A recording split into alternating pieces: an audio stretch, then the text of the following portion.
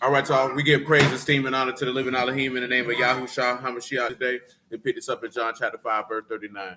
Search the scripture, in them you think you have eternal life. And there they was testified me. And you will not come to me that you might have life. I receive not honor from men, but I know you, that you have not the love of Elohim in you. I come in my Abba's name, you receive me not. If another shall come in his own name, him you will receive. How can you believe which receive honor one from another and not the honor that comes from Elohim only? Do not think that I will accuse you. There is one that accused you, even Moses, in whom you trust. Had you believed Moses, you would have believed me, for he wrote of me. But if you believe not his writings, how should you believe my words? Renee. Yes, that's my name.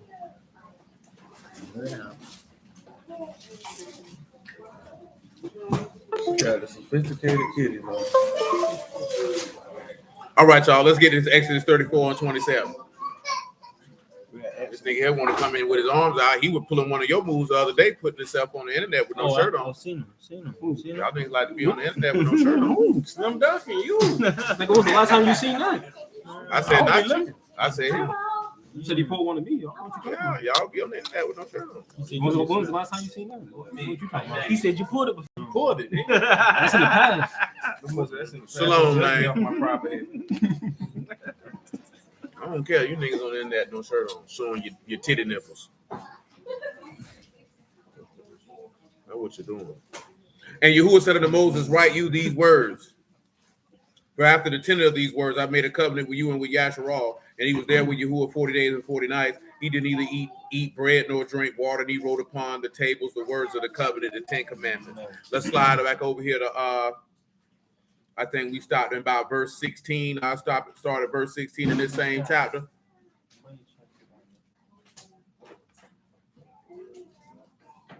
Muffin here. Little Muffin. Hey, boy.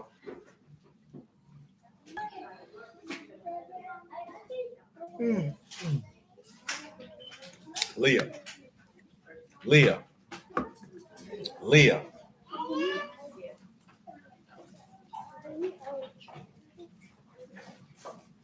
You trying to ignore me? Yes. Why? You was already right. You done? You already was doing right. You was already asking. What you help with? Abigail. Just wait till you tell me. You trying to rush? You're not about to rush me. Go back that since I'm prepared. Muffin Man.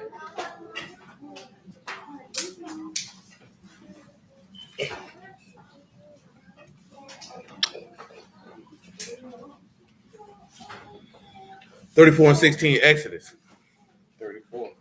And you shall take and you take of their daughters and unto your sons and their daughters go a whoring after their gods, and make your sons go a whoring after their gods. You shall make you no molten image. The feast of unleavened bread shall you keep. 7 days shall you eat unleavened bread, as I commanded you in the time of the month of Abib. For in the month of Abib you came out of Mizraim. All that open the matrix, mine. Every firstling among your cattle, ox or sheep. The firstling of an ass you shall redeem with a lamb. And if you redeem not, then you shall break his neck. All the firstborn of your sons you shall redeem, and none shall appear before me empty. Let me see something real quick.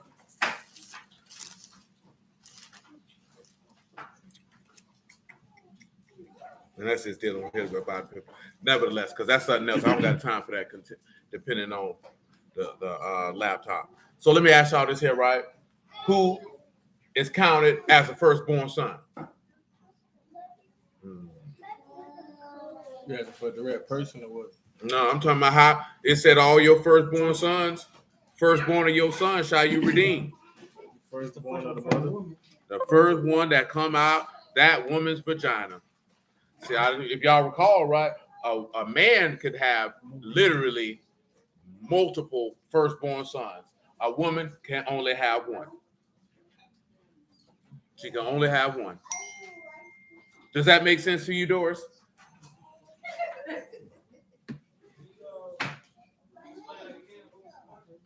No, a man, Shalom Saran, a man can have multiple firstborn sons. A woman can only have one. Yeah, she can only have one.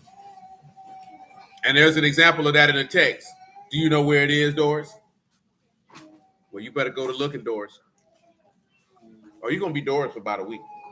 And then you're going to go back to Michael.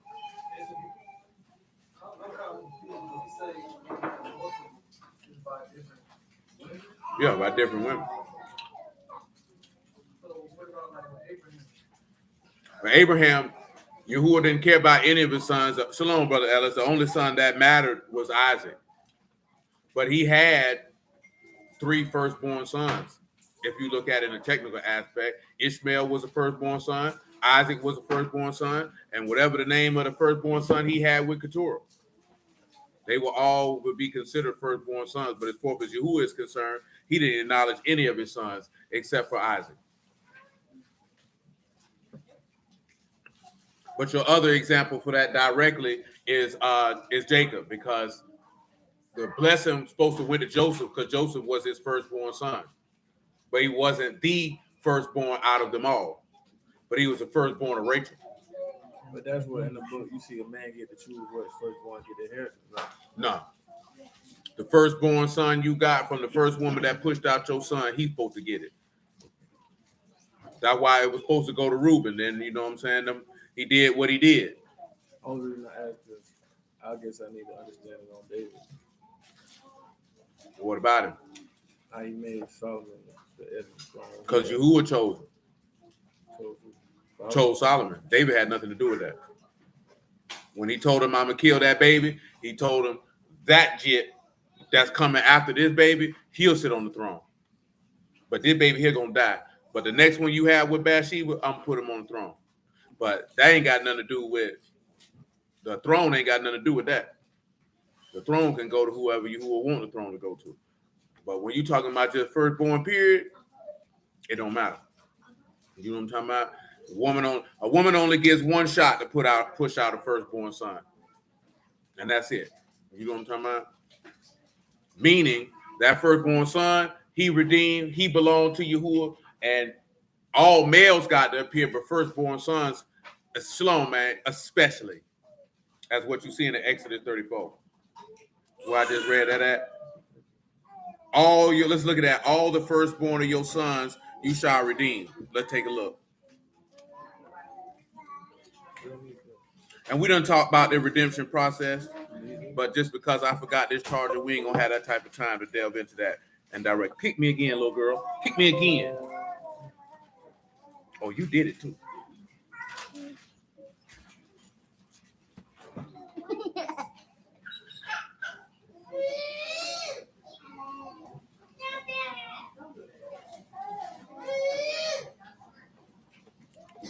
So, of course, you know, redeem is pada. That is to be ransomed, to be delivered, to be rescued. Pay, dalit, and hay. Pay, dalit, and hay.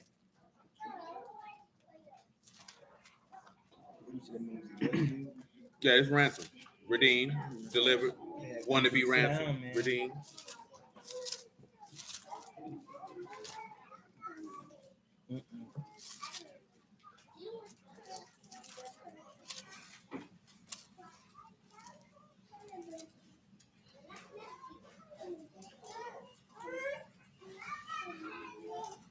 I said the word is revealed to those who've been home.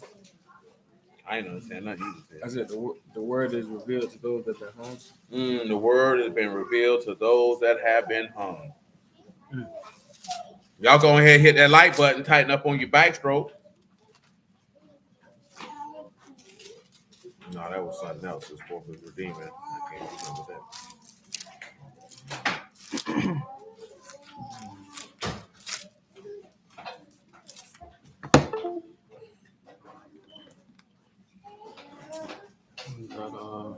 The hanging of Yahushua is the entrance or the opening.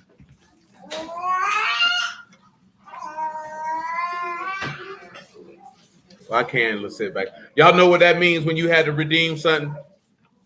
Do you understand what that process meant? The beginning of the entrance to Yahushua. Mm-hmm. Do y'all remember what that process means when you have to redeem something? That means you had to bring something of value in place of said item. Let me show you what I'm talking about. We'll look at the tithes and offering as a point of what I'm talking about. Leviticus chapter 27.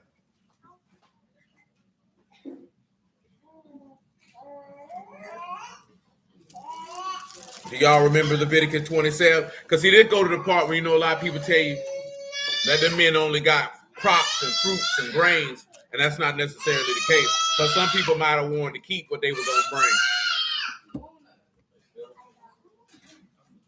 Leviticus chapter 27 and verse 1. Yahuwah spake unto Moses, saying, Speak unto the sons of Yasharal, and say unto them, When a man shall make a singular vow, the persons for Yahuwah by your estimation. Your estimation shall be of the male from 20 years old even to 60 years old. Even your estimation shall be 50 shekels of silver after the shekel of the sanctuary. If it a female, then the estimation shall be 30 shekels.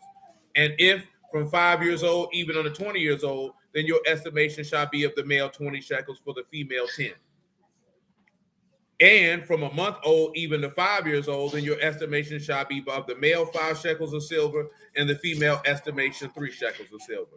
And if from 60 years old and above, a male, then your estimation shall be 15 shekels, and for females, 10 shekels.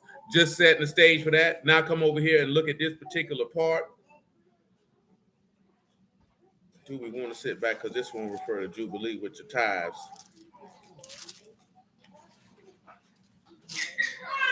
Let's pick this up in verse 26.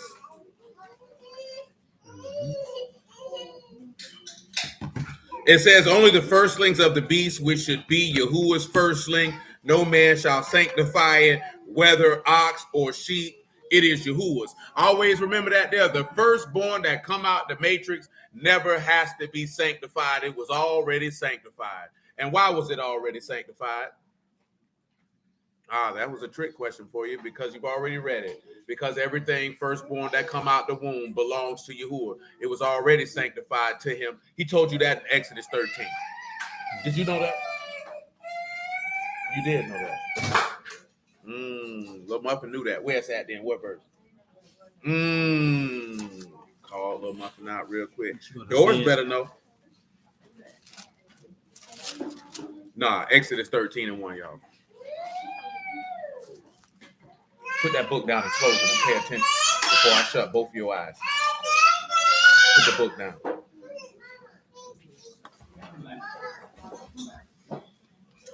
Yahuwah spake unto Moses, saying, Sanctify unto me all the firstborn whatsoever open the womb among the sons of Yasharal, of man and of beast. It is mine.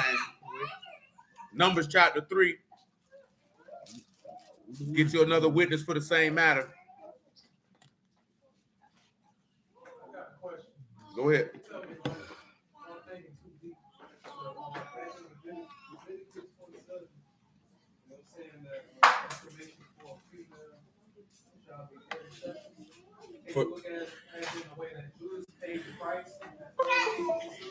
Oh, no. What that one dealing with is that's a redemption price.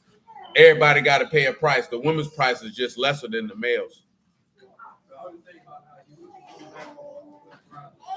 Yeah, no, that's a little different. That's showing why the children can be baptized. Shalom, Brother Shaul, and other things of that note. Come over here to Numbers chapter 3.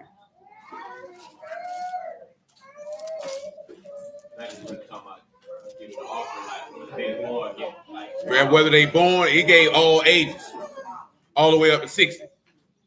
Everybody had to pay. See, I'm telling you, right, it's certain stuff in here, man, that dudes ridicule Christians for, and they not wrong because it's in the law. There was a building fund. There were things that you had to make offerings for, and you were required to do so.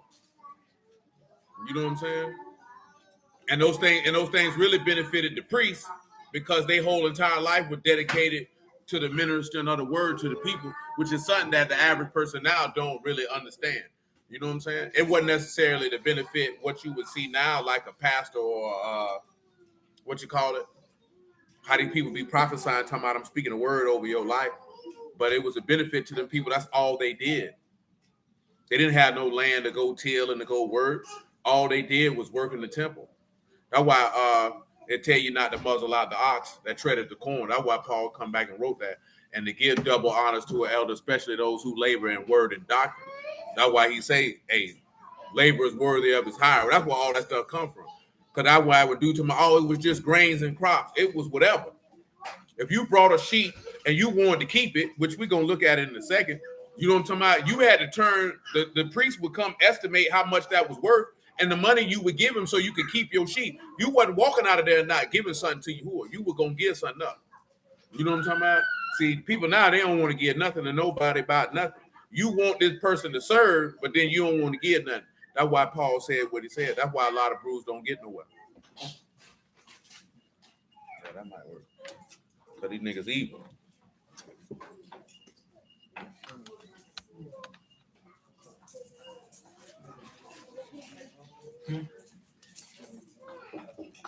Might be one.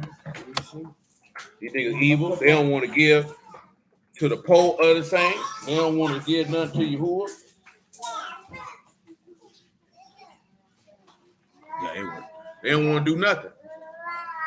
That's why that Haggai say what it say. You know what I'm talking about? Y'all know what it said? You know what it said in Haggai, Doris? You should have known yesterday when I found last night that you were going to catch this here. I think I told you this. All I meant to. You knew her name was Doris. But you didn't want to tell nobody else your name was Doris. You ashamed? What's wrong with Doris? What's wrong with Lenore?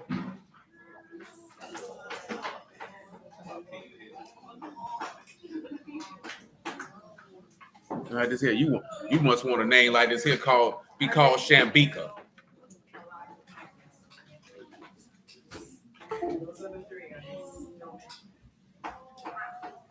I mean, Michael, that just tell people that your daddy clearly wanted a son. That would that tell us. You see what I'm talking about? Because he ain't put an A on it. He ain't try to make it feminized or nothing. So that tell us he wanted a son. You know what I'm saying? So ain't nobody gonna look at, her name Michael. Name like clearly her daddy wanted a son. You know what I'm saying? But Doris, that tell us you ain't from New York City. Maybe you is, because that's the only place you're gonna find that name other than the Deep South.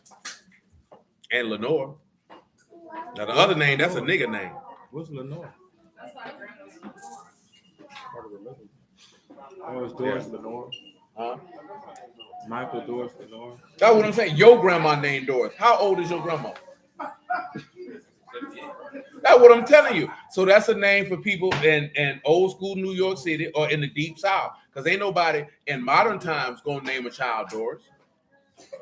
That's what I'm talking about. That's where that name come from. You either from, you know what I'm saying, your people lived in New York back in the 20s, 30s, and 40s, or you from the Deep South. Because ain't nobody out west named Doris. They feel like they progressive. They got to come up, call a nigga Melody and Apple. Things like that.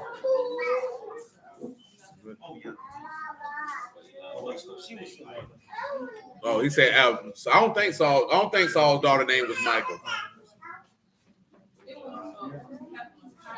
Yeah. Might have, yeah, you know what I'm saying? That's they wouldn't give a girl a masculine name. See, us in this time, we don't care. I want a boy, I'm a name. It's still not a boy, son. That's still not a boy. You know what I'm saying? Just try again. Don't give the girl a boy name. Just try again. That's how people be feeling. I wanted a boy. Numbers chapter 3.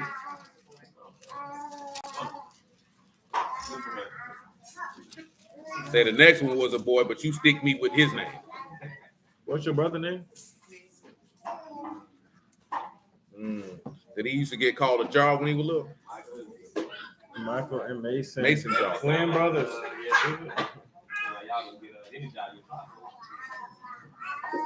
Could they see that last name? That sounds like a moving company. Michael and Mason Moving.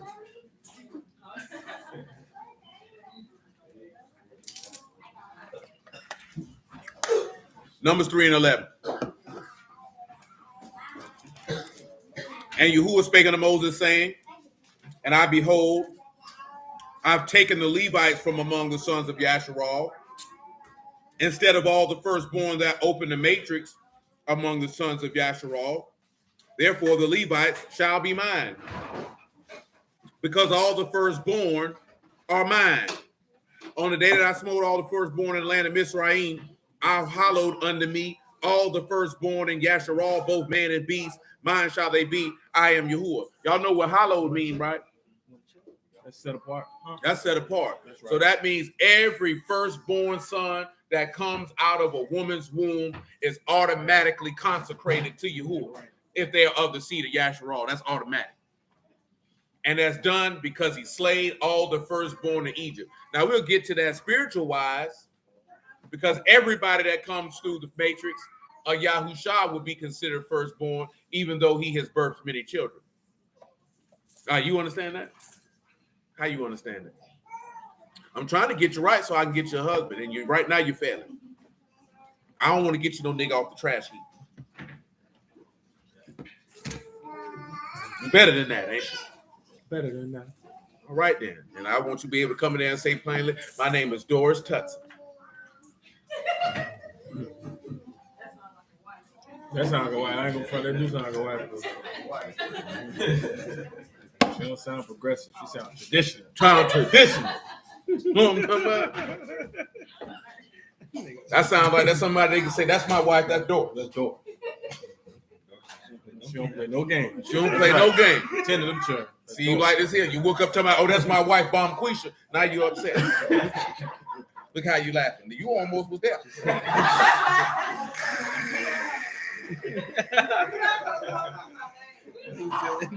Your John different. Hey. Your John different because your daddy tried to slide himself in there. Aisha. Oh, so you were gonna get to sing that song everywhere you went. Woo! And slid his name in there. Boy, niggas hard when they want to like this here. I'm gonna name her after me. I know it. That's why she got that nigga name. It do sound niggers when you do it.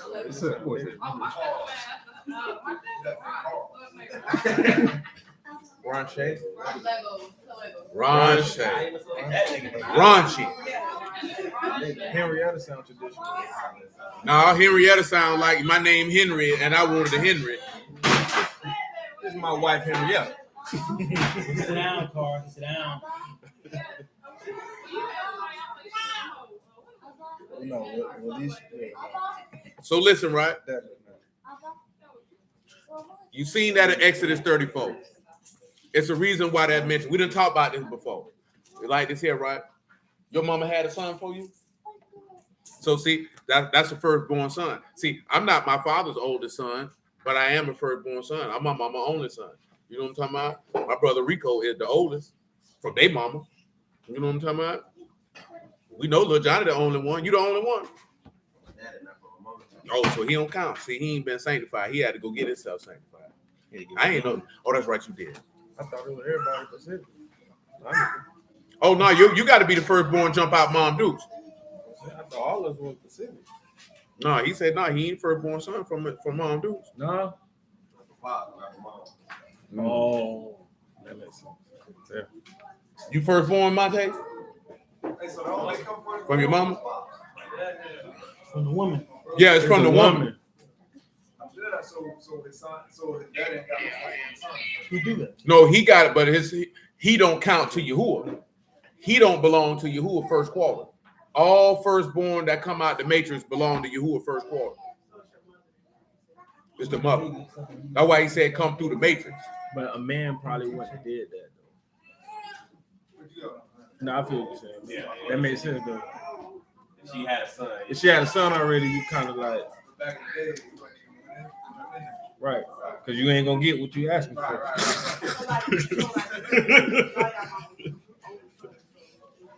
See, my father has 5 sons from 2 women.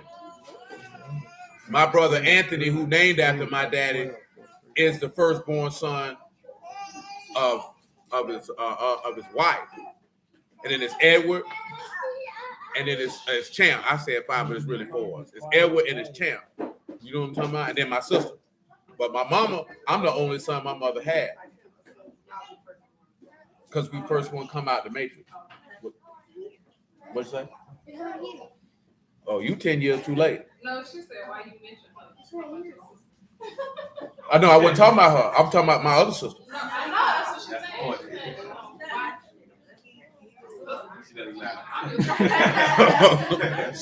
You want to be aggressive about that shit. I'm your older sister. My sister older than me. You know what I'm saying? Yeah, Tisha older than me. Oh, so you got a brother from your mom? Yeah. Oh, I didn't know that. You know what I'm saying? I knew that. I forgot about that. You know what I'm talking about? So that's how that works. That's why Jacob had 2 firstborn sons. He had Reuben and he had Joseph. You know what I'm saying? See, when the people go to talk about he had 4 wives, none of them kids that he had with them handmaids were considered to be those women's children or his firstborn with those children. All those women all those kids were considered to be the children of the 2 women he was married to, which was Rachel and Leah. Because Rachel's handmaids had babies before she had Joseph. But Joseph is the only one that's considered a firstborn because that is his wife. You know what I'm talking about? So he had 2 firstborn sons. And what the point of the matter is that, as he said, all firstborn sons are sanctified to Yahuwah from the day that they're born.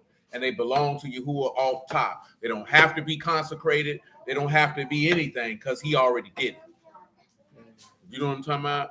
The day that they were born, he already had done it. I'll read it to you again. Verse 13, because all the firstborn are mine. On the day, listen what he said, the day he killed the firstborn in Egypt is the day that he sanctified every firstborn son of the house of Yasharal that come through the matrix under him. Because all the firstborn are mine. On the day that I smote all the firstborn in the land of Mizraim, I hallowed unto me all the firstborn in Yasharal, both man and beast. Mine shall they be. I am Yahuwah. I told y'all this before, but just to refresh your memory, if it wouldn't have been for the Levitical priesthood, then all firstborn sons would have been priests in the house of Elohim. That's what would have happened.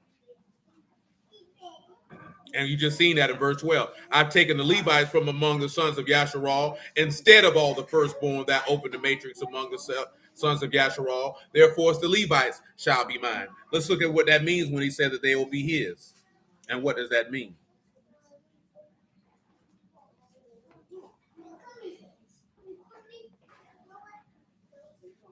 You must want to get whooped. When you look at mine, you have ani, which of course is just first person singular. Me, mine. So we're not even going to spend no time on that. But then you look at they shall be mine and that they shall be. And then you have ani one more time and that they shall be. And you know what you have there? You have what it say in Exodus 3 and 14. That a certain congregation like to scream all the time. I gotta go look it up, bro. Y'all don't know what gathering of Christ like to call the Lord by, what they say the Father's name is? And that's what it says when he said, mine they shall be. I will cause them to exist.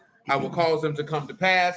I will cause them to happen. Me, I will give the firstborn life. See, that changes the whole tenor of your whole conversation. So when you see that, when he says, I hallowed unto me all the firstborn, both man and beast, mine shall they be, it says, ani ahaya, or me or I will cause them to exist.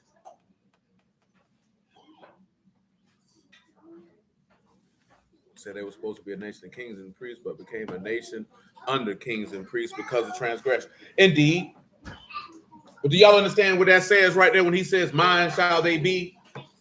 He's saying that I will cause them to exist. So what will he cause them to exist into? Well, this brings us back to Psalms 2 now, doesn't it?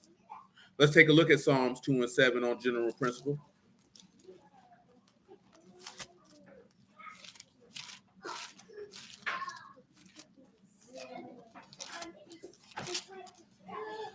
Psalms 2 and 7, I will declare the decree. Yahuwah have said unto me, you are my son. This day have I begotten you. I have caused you to come to pass. All that pass through the matrix are mine. See, let's take a look at Matthew 17. Now we can get to looking at Moses' face shining, because I told you we wasn't going to take that track.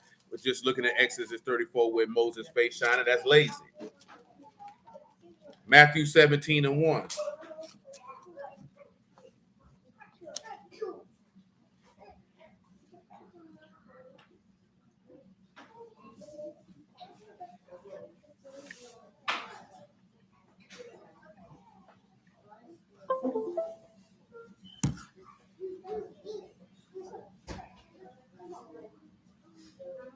Hey, boy. You want to get up here? Huh? You want to stay down there? You all right? You hungry? You thirsty? Ticklish? My boy? You doing all right? You got the pool? You liked it? You want to get back in? You like Michigan? You always got on your Michigan shirt. Matthew 17:1.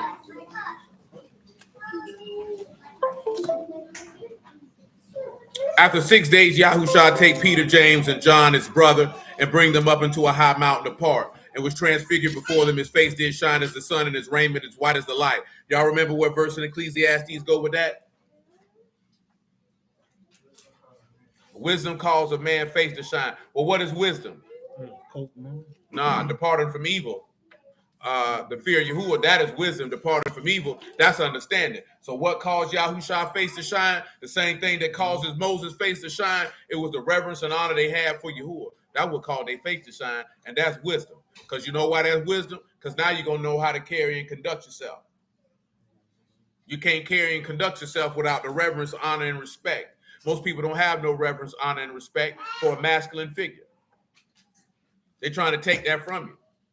That's why they got the sissies running around for Pride Month, putting sissies on mayonnaise, sissies on donuts, sissies everywhere. You ain't seen your gay mayonnaise? Gayo. Now that make you don't even like this here, because now you're thinking, am I gay if I eat this? You know what I'm saying? I already told you, if you drink any liquor from Puffy, you liable to come back gay. You drink some Ciroc, you're liable to come back gay. You know what I'm saying? See, niggas look at Puffy as somebody to honor, but Puffy is not a man to honor because he's an emotionally weak man who's led by his libido. And that junk look like it's fly and it's cool because he messing with the hoe, but this nigga a fool. And quite possibly murdered a woman. You know what I'm talking about? You know what I'm talking about? You can't say no baby mom, them children grown. The mother of his children. That nigga children grown. You know that only black folks only one say, yeah, that's my baby mama. This nigga 17. That nigga ain't no baby. That's the mother of your child. You know what I'm talking about? At that point, that's your son's mother. You know what I'm saying? That would be the proper expression. You know what I'm talking about? Saying baby mother for a big grown 30-year-old nigga is kind of sad. What's up, boy? She had my baby. What's up, boy? What's up, boy? But yeah, all jokes aside, I know Al B. Sure believe that he killed her. You know what I'm talking about? And very well may have. And you know why niggas like that kill him? Because he can't deal with the fact that this woman might want another man. You know what I'm talking about? Allegedly, this nigga made a song about Cassie. Nigga, why would you make a song about a woman you ain't want? Because you trying to emotionally manipulate somebody into getting them to do what you want to do because you are an emotionally weak person who needs the validation of somebody saying that they want you. And the niggas on the outside, it look like, yeah, that nigga got them hoes. When really this nigga weak and not to be trusted. He's led by his loins. You know what I'm saying? That ain't no fly junk what that nigga got going on. Ain't nothing fly about it at all. You know what I'm talking about? Only reason why you get this type of attention because you got some money. Like Dame said, you know, a lot of these niggas couldn't get no women if they didn't have no money.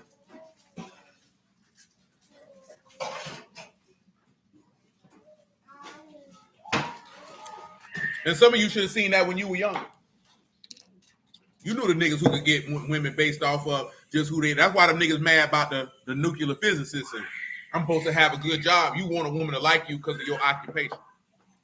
I literally heard a woman say a man is identified by his work. I say, speak for yourself, bro. You know what I'm talking about? Speak for yourself. I mean, what type of work you do? Yeah, I mean, a lot of women do identify what type of man you are based off what you do for a living. Oh, that's a given. I mean, now But she was saying that men do that. I was like, you can speak for yourself. I don't identify with my job, but a mass majority of men do. They identify who they are, they self-worth, they value, and all that into what they do for a living. And we know all women do it, because that's why you ask a nigga, what do you do for a living? And his response is going to gauge how you view him. That's why niggas love the term now, I'm an entrepreneur. Because that's vague. That's the buzzword for the people now. See, it's like this here, Michael. If somebody came to you and told you, you know what do you do for a living? He say, I'm a professional extractor of fecal matter. Oh, so you scoop up dog crap. You're going to judge and assess him in a different level if a nigga walked in here and say, yeah, I have an MBA in business and I'm the head business analyst for a Fortune 100 company. Niggas may not like it, but that's the reality. You're going to look at that man a little bit different than you look at this other man. Now, the man who scoop up dog crap may have a stellar and exemplary character and moral conduct on which he stand on versus the man who works at a Fortune 500 company in upper management. But y'all minds are wired that way of, I find this to be more impressive than a nigga who scoop dog crap up. And they could make the same amount of money. You don't know. But when you go to your friends, you don't want to say, yeah, my nigga scoop up dog doo-doo. And that's just what it is. You know what I'm saying? People ain't got to see a lot of dudes that offends them. You know what I'm talking about? But you live in New York, so at the end of the day, you make $30,000. You're a pooper scooper at that point. Still. Yeah, you can go that far. Once you calculate that, John, the way you would have to live somewhere else, not now. Then you make one. You got taxes on top of that. Nigga, you got $30,000. You make a decent living for walking dog. $30,000 a decent living. Not 30, 100. But you ain't making 100 because you're not keeping 100. You ain't keeping 50. Bro, they say you need $160,000 just to rent a studio apartment up there. I believe.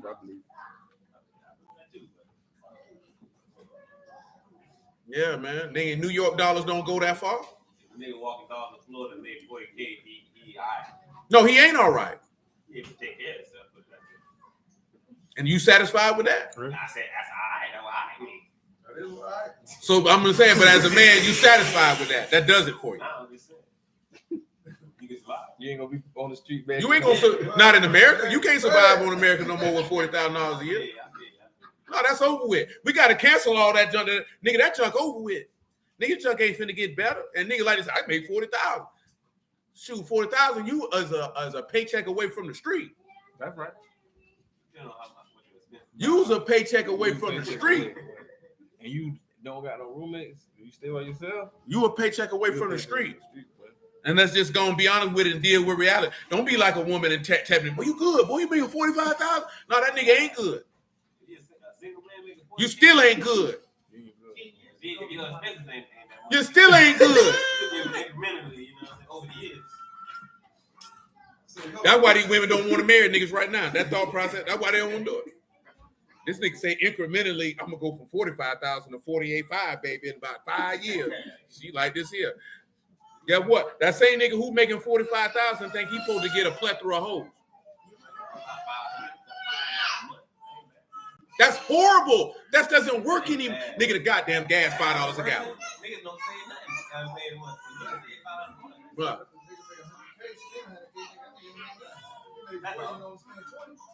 Nigga, you only got 20.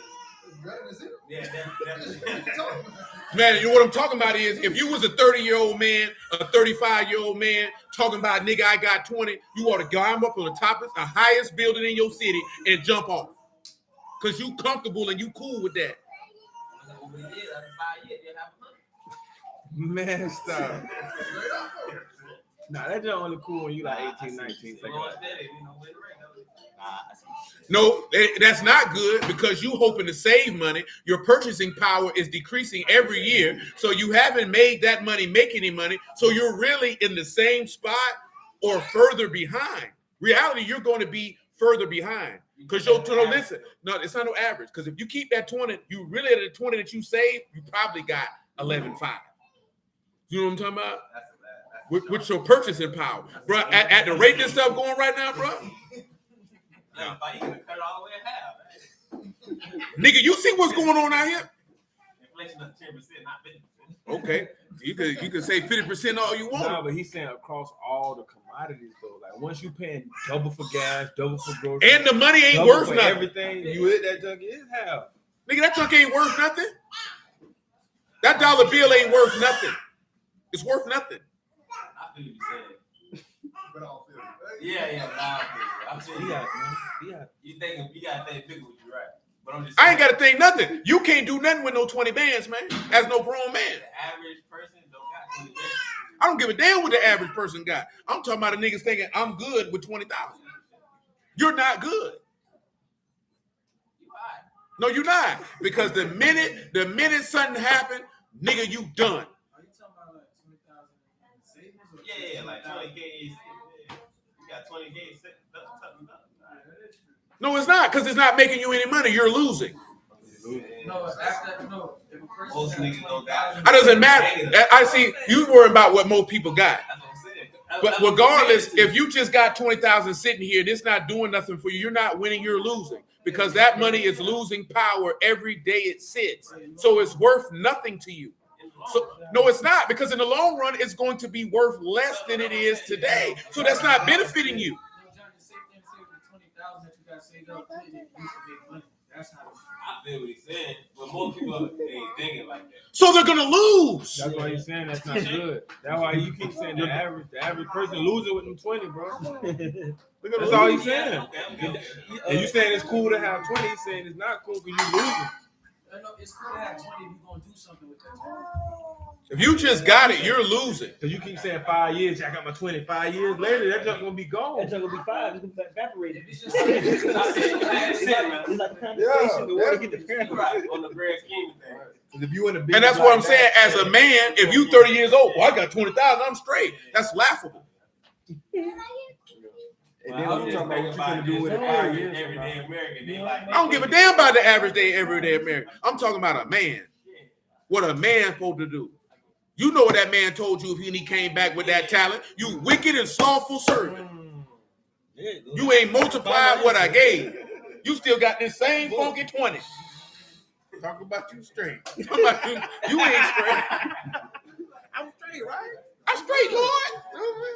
I kept it. Look at You me. ain't see the setup. You supposed to see the alley coming You up the supposed to see the backboard. He ain't see it. He got the jersey on, nigga. Man, y'all silly. Man, Matthew 17:1. You gotta look here, man. Nigga gotta take every dollar you get and try to flip it. Cause if not, it ain't worth nothing. Cause you know what they just did, right? When they raised the interest rates, they call that so make you stop spending money. You know what I'm saying? They said that's what's a stop inflation. That's how stupid they think you are. That's how they said, let's raise up the amount of money that I can tax you when you borrow some money.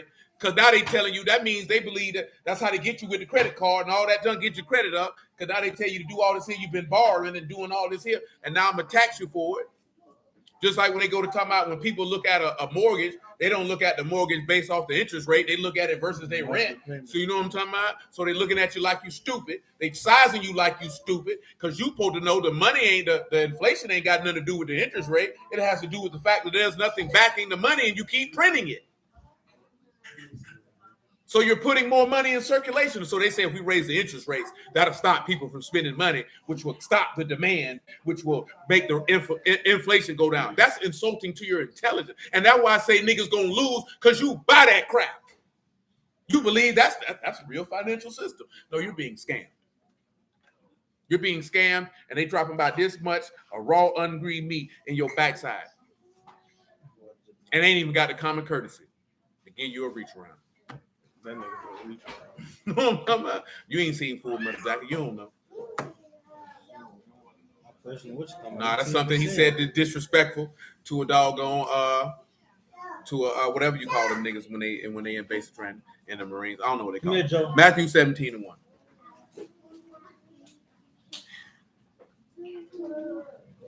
After 6 days, Yahushua take Peter, James, and John, his brother, and bring them up into a high mountain apart. It was transfigured before them, and his face did shine as the sun, and his raiment white as light. And behold, there appeared unto them Moses and Elijah talking with him. Then answered Peter and said unto Yahushua, Lord, is it good for us to be here? If you will, let us make us here 3 tabernacles, one for you, one for Moses, one for Elijah. Who can tell me why Moses and Elijah were there?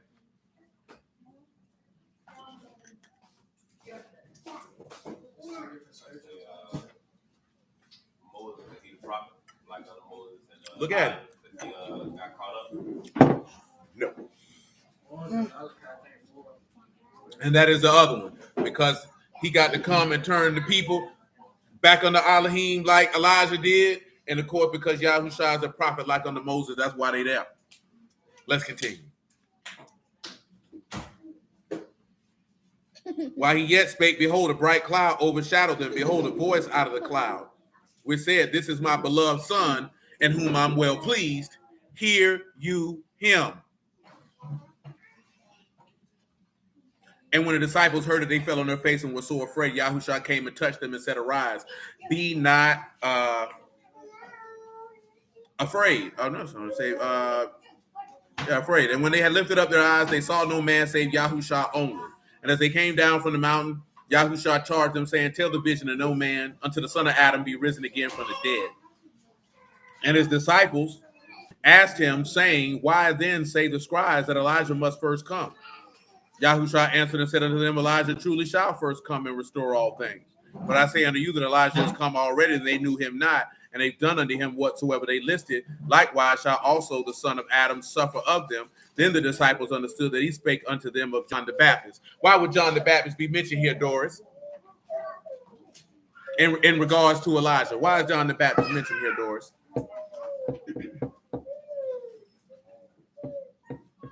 Oh, you don't know? You better ask somebody. That's right, Saran. That wasn't just a statement. You better ask somebody. Ask somebody.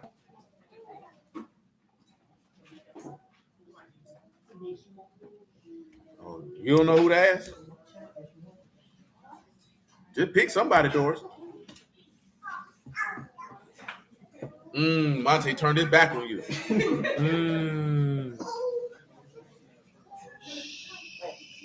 Why is John the Baptist mentioned here?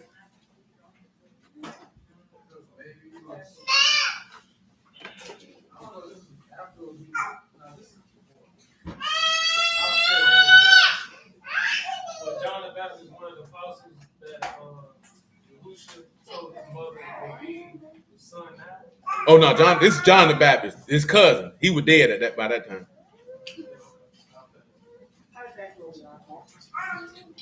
Where you been at? What's going on? Oh, this nigga really finna tell me. Yeah, I said it's a lot. Doris, help out. Tell her where we at. What you cheesing for? You ain't got. Don't drop your head. Take them chips out your mouth. That baby ain't hungry. Why is John the Baptist mentioned in the same breath as Elijah? Because no. Okay. No. Luke chapter 1.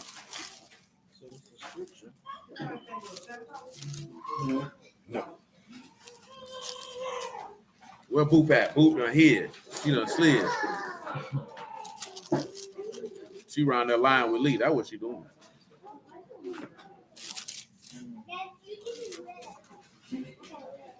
Okay.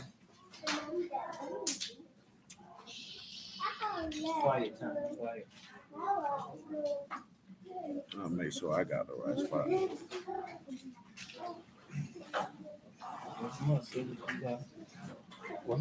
Help him out. Got the answers right on tip of your tongue, son. Luke chapter 1, verse 12. And when Zacharias saw, he was troubled and fell upon him. But the Malachim said unto him, Fear not, Zacharias, for your prayer is heard, and your wife Elizabeth shall bear you a son, and you shall call his name John.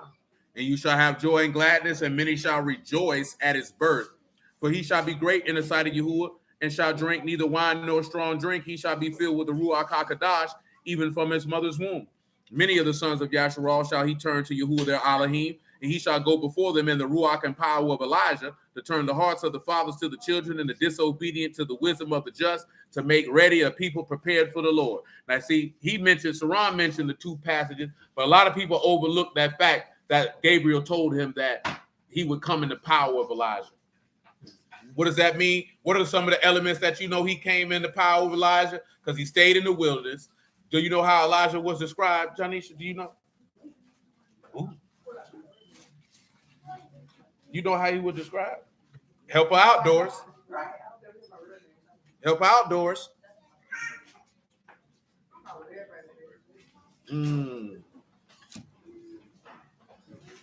Huh, Boo? You know the question, Boo. You better answer. You need a lifeline? Little Muffin.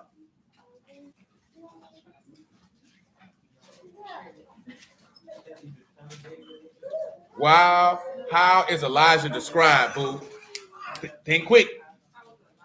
Elijah described. How is he described? Physical attribute. Think quickly. Quickly.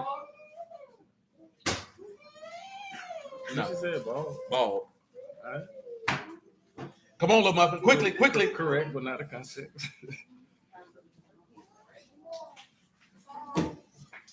You have described Elisha and David. Come on, Michael Glover. How was he described? Quickly, quickly.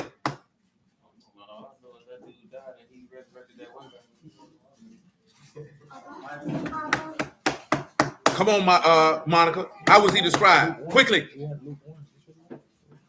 Why are you getting so frustrated? I'm offended at you all. Come on, little Johnny. How was he described? Quickly. Come on, Johnny. This nigga done look. Come on, Civic. Quickly. This nigga look. Don't look. Come on, Darius. Quickly. Hairy man. All you niggas fired. Y'all know how it is when you don't get your. You got a whoop pad. I ain't gonna lie. I had it from the beginning. You know what I'm talking about? We moved past that. I said, how was he described? Elijah. We didn't say that. He said physical attribute. That's why you said bald. Yeah. How would I say that? I'm not John the Baptist. Well, you heard wrong. That ain't pertain to you. You getting upset because you cross-reference two different matters. You finna be. All right, keep on. I'm gonna step on that foot right there, that poking out. You won't be upset then. Personal. See this thing. This thing. Yeah, man. Hey, Muffin. Yes, sir. But yes, he was described as a hairy man. So that's why John the Baptist had on camel's hair. It's for his mimicking. Also, you know what about that John the Baptist did that is similar to Elijah? Who can tell me? You ain't gonna get this one here. I put mine on. What did John the Baptist do? Indeed, that is exactly as something that Elijah did. Indeed, in works and actions. No, that ain't the one.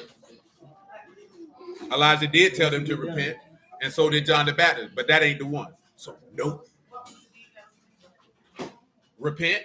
Nope. That ain't it. That ain't it.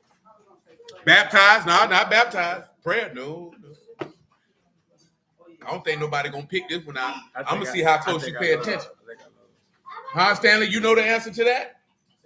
What did Elijah and John the Baptist do in works and deed that are exactly alike?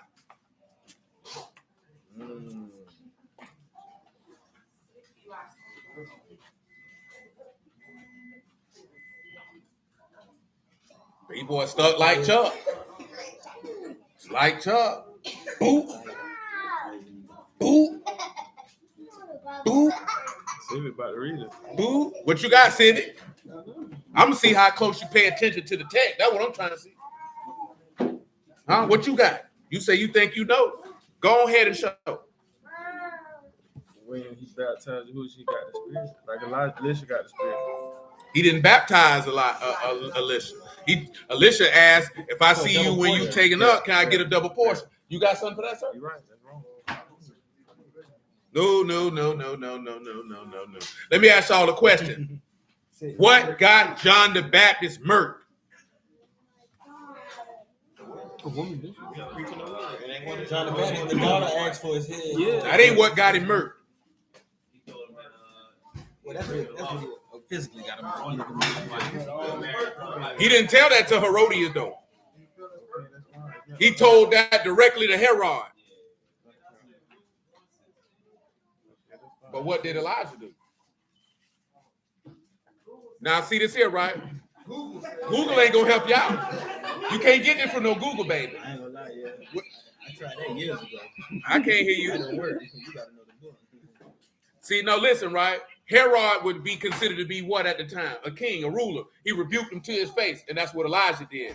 Remember, he went straight to Ahab and rebuked him to his face. Remember when he told Buddy, I need to go see the king? And he said, oh, man, you gonna call my sin to remember. And then he told the man, whether hook by crook, I'm gonna see this ragged nigga tonight. Oh, have you forgotten? Let me take you and show you that. It seems you forgot. The reason why I mention that is because they both went and rebuked kings to their face for their words. That's right. So this is what you've seen coming in the power and the spirit of a lot. I'm telling you, see, Google can't get you that way. You can't Google that. No, that's right. See, when you said Herod considered the king, that's what you done. That's why I said. That's why I said I don't know. It ain't reaching. That's right. It's just that threw me off. It wasn't pure.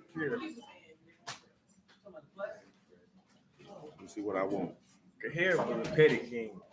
2 Kings chapter 1. That's what I'm telling you this here because this is why you see Elijah there. Because what did Yahushua also do? He rebuked rulers. This is also taking you to account on what's in what it is. Hold on. And Matthew 16, remember what he said? Some people say you Elijah. Some people say Jeremiah. And what did Jeremiah go do? He went and rebuked kings. That's right. You know what I'm talking about? He prophesied against many nations. Elijah did the same thing. That's right. You know what I'm saying? What you supposed to be doing? That's right. Yes, ma'am. I like that. But that's what I'm telling you on. This is why I'm like this here. Do you pay attention? That's understanding. That's understanding. You paying attention, then you know. Oh, that's why they're there. That's why they say, should we make 3 houses for them? You know why they said make 3 houses for them? Because in my father's house, there's many mansions. And shoot, if you're going to dwell there, let's make a house for them to dwell. I wouldn't leave you outside. The Lord ain't going to leave you outside. They rebuke kings. Because remember, the text saying that John the Baptist is going to come in the spirit and power of Elijah. So that means you would need to see the things that John the Baptist did that are similar to what Elijah did. The same token that when the people said, oh, some say you Jeremiah, some say you Elijah. We done dealt with this before. It's just been a long time. You would have to go look at, see, them people knew the book. So when they seen Yahushua doing this, they be like, shoot, he acting like Elijah did. So that must be Elijah. Oh, Jeremiah did this here. So that's how they mind, or one of the prophets. That's how they responded. Because that's how the people talk. What, honey? Yeah. No, John the Baptist diet was wild locusts and honey. Okay. You know what I'm talking about? That was cool. But that makes sense, though. Like you said, I remember reading it. Elijah raised a nigga from the dead. Who's your raised a nigga from the dead? Niggas all confused. Niggas like, What's going on? Because they read that. Elijah rose somebody from the dead. Here come the Lord doing it. Jeremiah rebuked all the priests in the temple. Here come Yahushua doing it. They trying to kill him like they tried to kill Jeremiah. They like this here. Well, that got to be Jeremiah then. Yahushua walking in front of all the people and saying, stop doing what you're doing, or you ain't going to get XYZ. Well, Elijah did that. They done read about this. They saying, well, shoot, that got to be the same dude. Then when John the Baptist come through, that's why they thought, well, he got to be the Mashiach. That's why they thinking that. They know the book. So they seeing this stuff like, they acting like these men. So he got to be somebody. Whole time, they going to hell. You know what I'm talking about? Because they hate Yahuwah whole time. That's right. Well, no, he didn't run from Jezebel, Elijah. He wasn't scared of Jezebel. Elijah was on the tip of, he was so frustrated with the people that the people wanted to serve Baal and that they were out to kill him, that he said, I would rather die and be with Yahuwah than be alive and be with all these wicked people. Because his exact words is, they've overthrown your altars, they killed your prophets, and I only am left. And do you see the thing that he said, I'm only left? It was other prophets out there at the time, but he don't know that. I mean, Elisha was with him. He wasn't with him every day, but he was with him. That's why, and you know what that go back to? Out of 10,000, I only found one. I keep telling y'all that all these people preaching the word, you think they all from Yahuwah? And Solomon said he only found one? She was killing them. And that's why the dude right here who we finna read about, he was like, man, you coming to call my sin to remembrance? Because he was hiding them by 50 in caves. That's not the one. That's not the one. This one he finna send the fire down from heaven.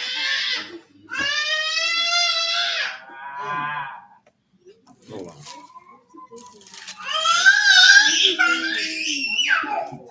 Not 2 Kings 1. 2 Kings ain't the one. That's not the one. Yeah, that ain't the one. That ain't what I want.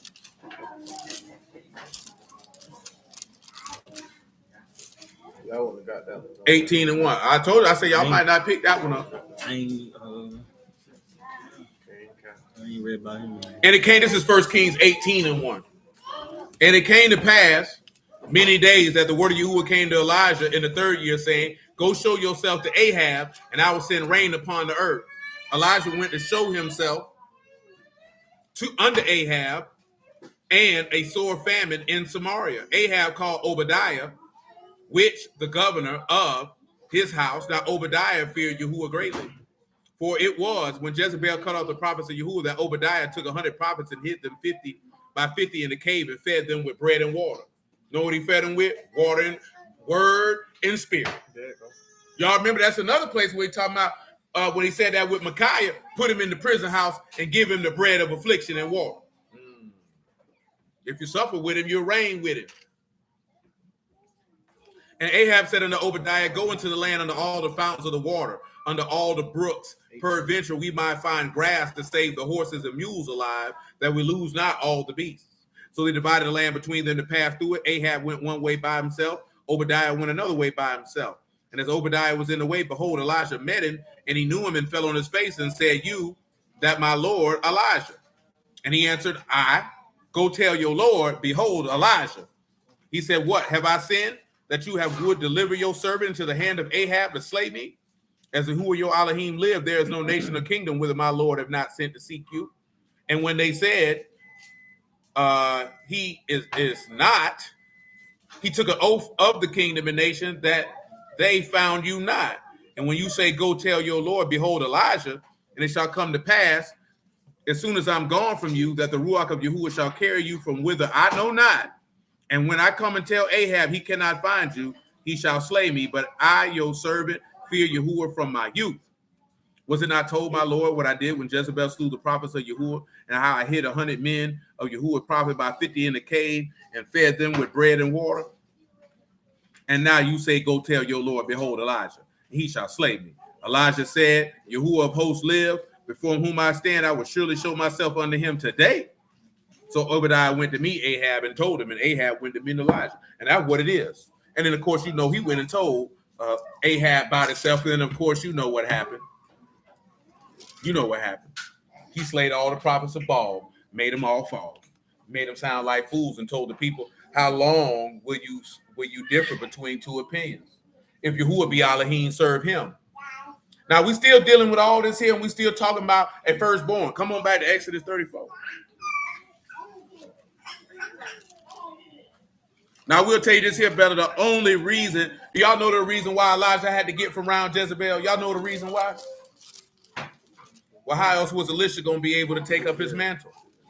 That's what I was thinking. That's the only reason why. How somebody had to pick up his mantle. See, that's what a brother was talking about somebody taking up your work. But Elijah didn't choose Elisha to take up his work. That was Yahuwah's doing. Elijah had nothing to do with that. You know what I'm talking about? And I do it like you were saying. You don't know who was gonna put on their heart to send around you, because that nigga really on that bed sent to Elijah to get that work. Yeah, he was just a servant of Elijah's. But see, he loved Elijah. That's why he stuck hard to him. He said, wherever you going, I'm going. And see, that's the difference of what a lot of do. Because see, a lot of brews don't have that attitude when it comes with another man. Wherever you going, I'm going. Then the ones who do, a lot of brews are mocking for doing that. Oh, you worshiping a man, this, that, there, and the third. And some brews ain't like that. Some like, hey, man, this nigga got it. That's my nigga. And, hey, man, I'm going where he going. I'm doing what he doing. You know what I'm talking about? Some dudes, they around here cleaning booty holes, but that's between them and the Lord.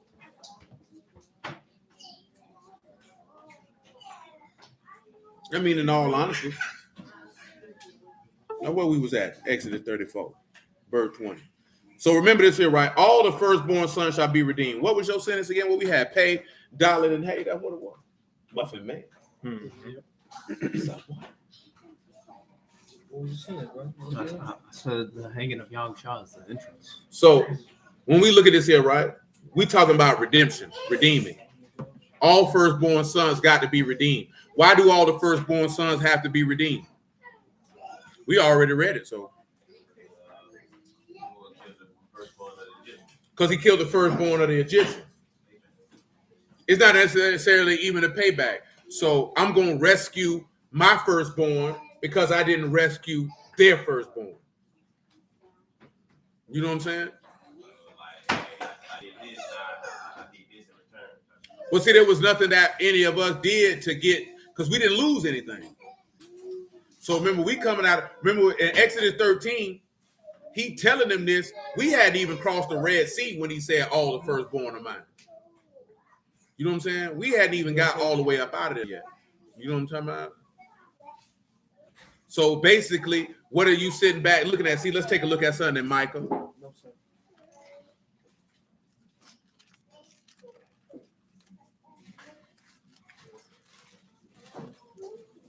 Just a statement. Y'all should know the passage.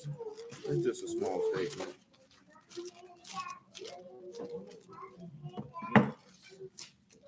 Now, they didn't just kill the firstborn of Yasharal in the river. They wanted to kill all the sons. Now, Sharon making a statement about what they did in Egypt about kill all the boys. But it wasn't necessarily firstborn, because it's the same thing during the time of Yahusha's birth. They didn't still kill all the firstborn sons. They still kill all the babies under 2. You know what I'm saying? And of course, to a certain extent, that's going on in America now. And see, niggas play into it because niggas is dumb. You know what I'm saying? We would just listen to some women go to talk about, they ask them, what would you rather have? Loyalty or a man who cheat on you? And just to hear these women talk, I want the lifestyle. Or I want this, or I want that. These niggas living in a fantasy world, man. I literally had to listen to a dude the other day, a woman talking about it's a plethora of millionaires in America. The nigga's like, nigga, what is you talking about? What world do you live in? Because she thinking, I can just get a millionaire anywhere. But that come from that everybody, I done mentioned this so many times, because everybody lying. Everybody ain't got money like that. The niggas lying. Niggas is lying. You know what I'm saying? If 400,000 is the top 1% of everybody in America as far as earning is concerned, somebody lying. So you know what that means? A lot of people who got a lot of this stuff, they either renting it or they running up massive amounts of debt. And for you to run up massive amounts of debt, that means, nigga, you a man with a woman's heart. Because women run up debt. You know what I'm talking about? Women run up debt just for the sake of running up debt.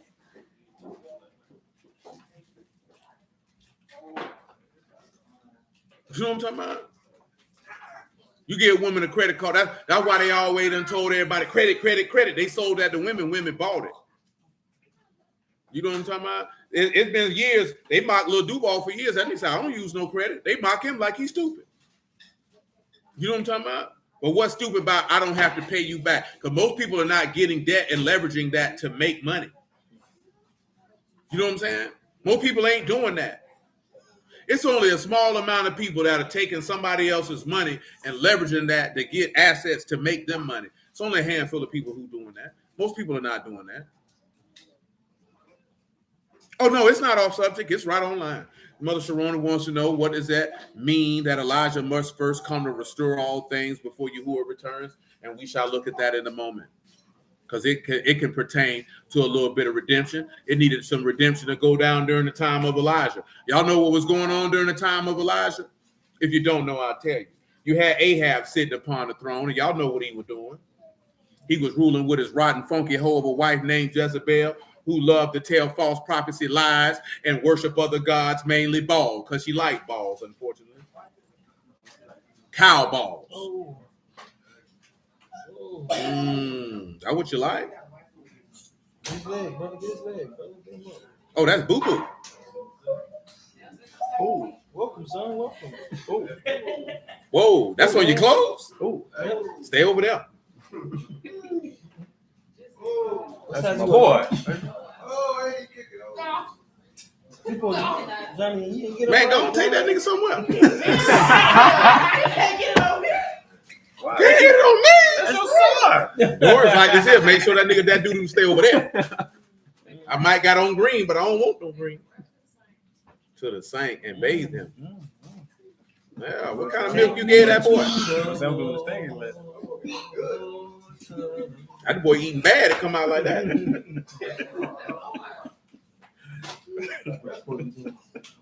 There ain't no breast milk there.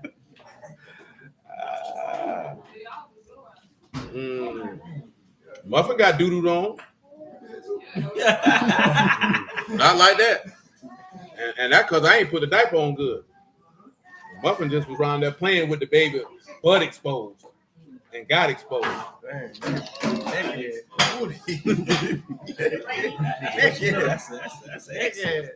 But check it, right? So because of that, Elijah prayed to Yahuwah that it would not rain for 3.5 years. These people had a drought for 3.5 years. And you know what that's symbolic of? No word, meaning no spirit, meaning no God. Let's take a look at this Malachi 4 for Mother Sharona.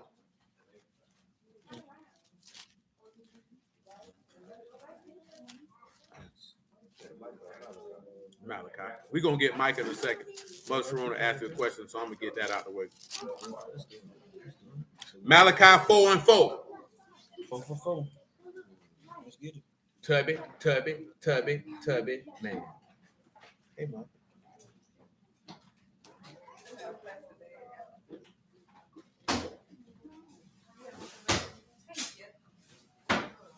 Hey, Muffin.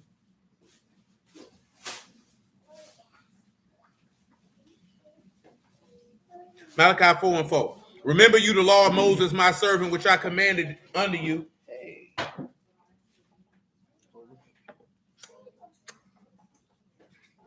Which I commanded unto him in Horeb for all Yasharal, the statutes and the judgments. Behold, I will send you Elijah the prophet before the coming and great and dreadful day of Yahuwah. And he shall turn the heart of the fathers to the children and the heart of the children to the fathers, lest I come and smite the earth with the curse. Somebody pull that word up for dreadful. Read it out loud. Oh, hold on.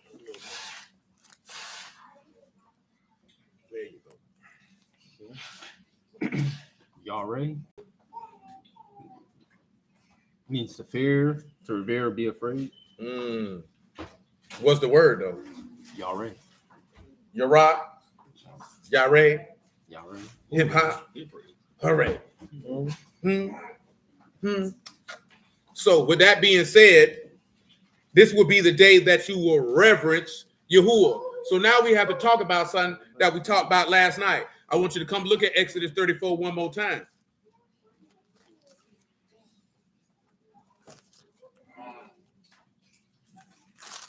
I want you to go ahead, Civic, and read verse 10 out loud, and let me see if y'all remember. Do you remember? And he said, "Behold, I make a covenant before all your people. I will do marvels such as have All not your people, I'll do what? marvels. Do what? Marvels. Y'all remember what that word marvel is? Not the comic book. Such as have not been done in all the earth, nor in any nation. And all Mm. the people among which you shall see the work of Yahuwah, for it is a terrible thing that I will do with you." Look up the word terrible and tell them what it say.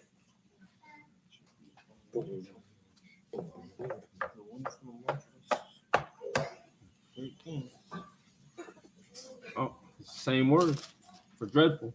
Y'all ready? Now give them that word for marvels. I just mentioned this word last night. You done forgot? Pala. You know what that is? A distinguishing action. Hey, come sit down. Go ahead. See you next episode. So what does this mean? This great and dreadful day of Yahuwah.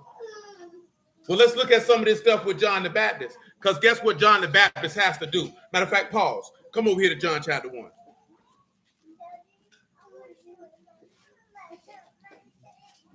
No. I want you to come to John chapter 1. I want you to look at verse 10. Praise Yahuwah. If you're going good, you got to look at it. You got to make it plain. Big Boot, you used to be in the church house following your mama doing that. Make it plain. Make it plain. You don't know what he talking about. That's what the old lady said. I'm going to say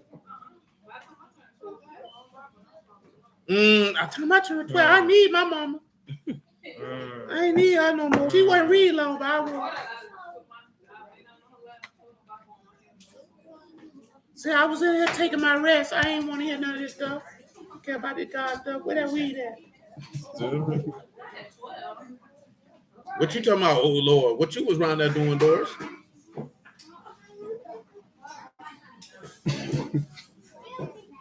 I know what you were doing. I was playing Skelly. That nigga was 15 years old talking about, let's go play some Skelly. Oh, so you were 13 and a half. When the last time you played? Now, y'all niggas go back to New York and be like this here nostalgia. Let's go back to the projects and play some Skelly. So you ain't live in the project. What projects you lived in? I don't remember. Oh, I thought you lived in Ebbets Field. Them niggas were shooting out there. You said Bayview. Mm-hmm. They got a lot of projects, man. They got more projects than you can name. See, Ebbets Field's some projects, but it used to be Ebbets Field. That's unfortunate. It's where the Dodgers used to play. Then they tore it down, built some projects. Ain't that a slut? You had a baseball field, they tear it down, build some projects. Stuff a whole bunch of niggas in there and say, we'll see you when you're dead. I don't know how y'all niggas could live in that type of junk. Nigga got walk in the building, there's a bunch of niggas standing out there looking ugly. How you bring your groceries in the house? Nigga gotta walk up, you got a bag full of groceries. There's 100 niggas standing out here looking you in the face. Too much. That nigga got Oreos. Do them Oreos, nigga. Do them Oreos, nigga. Like I said, now you gotta come back from the grocery store with the blick. Shoot a nigga right in front of the building. And nigga talking about, I live on the 15th floor. We got all these bags with a bunch of niggas outside. How you? Okay, how you, now you done shop for electronics and TVs. You gotta walk past all these niggas and get it in the house. You know what I'm talking about? How you get all this stuff in the house? You just went clothes shopping. You got all your shoes and bags. You gotta walk past all these niggas, man. I'd be like, man, look here, mama. I'm gonna be homeless. I can't live here no more. You know what I'm saying? You gotta fight a nigga to get in the house for some shoes you bought. This nigga can't even wear your size. You know what I'm talking about? Oh, what size shoes them is, B? Oh, let me get those. Nigga, what? These are 13. You clearly wear 8. That doesn't happen for him. I hope not. Because you got your New York nigga Reeboks on today. You feel an extra hood, ain't you? I ain't on nothing. You trying to say I'm on drugs? Lord have mercy. This ain't right. John 1:10. I'm offended. Renee, what you doing? You digging in your butt? Ooh. Come here. What you doing? You need to wash your hands. Ooh. Huh? What you doing? Huh? What you doing? What you over there doing? Well, you got your hands in your clothes. Oh, come here. What you doing? Huh? Tell me what you doing. Why are you doing that? You nervous? You need to be reading. You got a book? Better find one. No. John 1:10. He was in the world, and the world was made by him, and the world knew him not. He came into his own, and his own received him not. But as many received him, he gave them power to become the sons of Elohim, to them that believe on his name, which were born not of blood, nor the will of the flesh, nor the will of man, but of Elohim. And the word was made flesh and dwelt among us, and we beheld his esteem, the esteem as the only begotten of Abba, full of mercy and truth. John bare witness of him and cried, said, this is he of whom I spake. He that come after me is preferred before me, because he was before me. Now, you know, in this chapter, in verse 29, what does John the Baptist do? He says, there goes the who? The Lamb of Elohim, which take away the sins of the world. So what John the Baptist, a.k.a. Elijah, being manifested as forth as walking in the spirit of Elijah, was to do before that great and dreadful day of Yahuwah, or the day that individuals would reverence and honor Yahuwah, is pointing to his actual crucifixion. Remember, we talked about it last night when that temple. Let's look at it, Matthew 27. Let's not talk about it. Just look at it.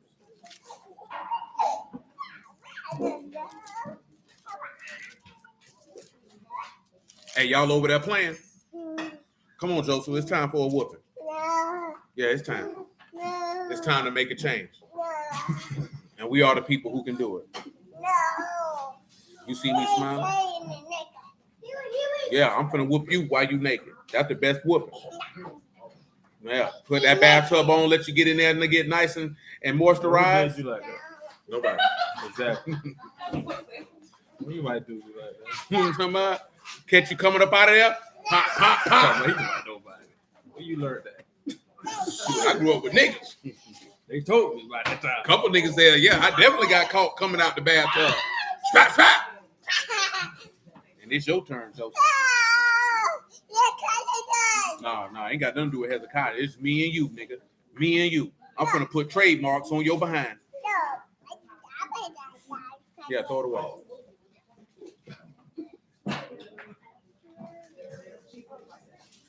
Matthew chapter 27, verse 50. Yahushua, when he cried again with a loud voice, yielded up the Ruach. And behold, the veil of the temple was rent in twain from the top to the bottom, and the earth did quake, and the rocks rent. And the graves were opened, and many bodies of the faithful which slept arose. And there came out of the graves after his resurrection, and went into the Kadash city, and appeared unto many. Now, when the centurion and they that were with him watching Yahushua saw the earthquake and those things that were done, they feared greatly, saying, truly, this was the son of Elohim. Now, Saran has mentioned this a couple times. Prepare my way in the wilderness, make straight the paths. All of that, when it said Elijah got to come. See, a lot of people say that great and dreadful day of Yahuwah, and they thought that was talking about the end. But you notice what we read in Exodus 34. He said, I got to do some marvels that has never been done. This has never been done in the entire earth. What happened to Yahushua before that happened? That had never been done. And you know what, another verse that go along with that, since we talking about what happened in Egypt, he said, I'll work wonders on Pharaoh that my name might be sanctified and that my power might be known. And in certain elements, Yahushua played the role of Pharaoh in that regard. Y'all know what verse I'm talking about? You know what I'm talking about, little muffin? Doris? Don't worry about it. Come over here to Exodus 6 and 15, because you looking like, I don't know what you talking about. Dang, you keeping the boo-boo clothes now? I'm talking about yours. I put some thought in the dirt on that. What I told that boy, now son, now you got to sit by yourself for at least 15 minutes. You did me wrong. You did me strong. He looking too. Not verse 15. Not verse 15 though. Sit down.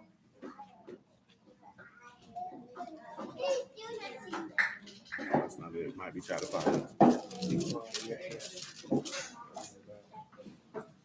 I just mess with you, man. It happens, you know.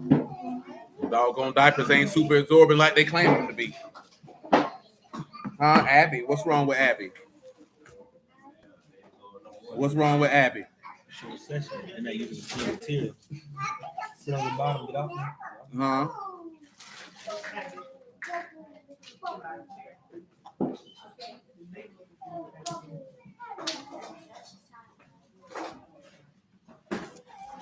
No, my bad. Exodus 9 and 16. Had it backwards. Exodus 9 and 16.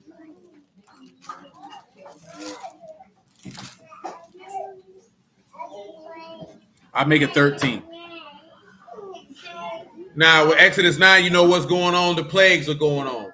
And you know that, of course, Yahushua went through those plagues just like the Egyptians went through those plagues, with the last plague being the firstborn being killed, that he might fulfill the book. We've dealt with that before. We ain't dealing with it today. That's a whole not entire conversation all to itself. Exodus 9 and 13. And Yahuwah said unto Moses, rise up early in the morning and stand before Pharaoh and say unto him, thus saith Yahuwah Elohim of the Amorim, let my people go that they may serve me. For I will this time send all my plagues upon your heart and upon your servants and upon your people, that you may know that none like me in all the earth. For now I will stretch out my hand and I will smite you and your people with pestilence, and you shall be cut off from the earth. And in very deed for this cause have I raised you up, to showing you my power, that my name may be declared throughout all the earth. Now, how do we know that?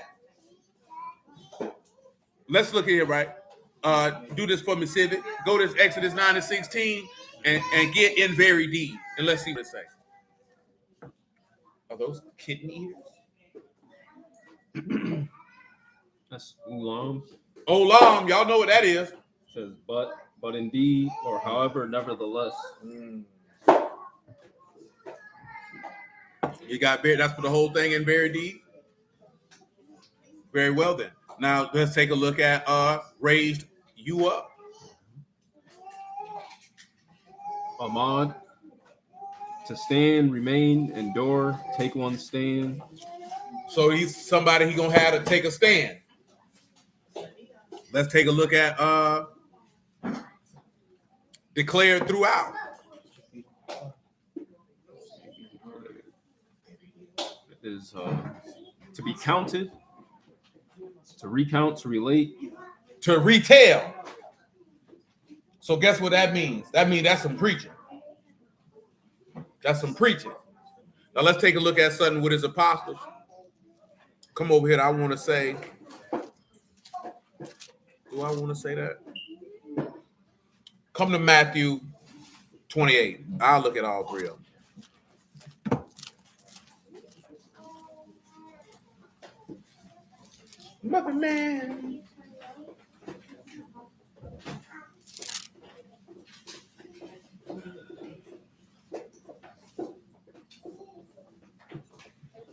The snacks. You ain't bring the snacks.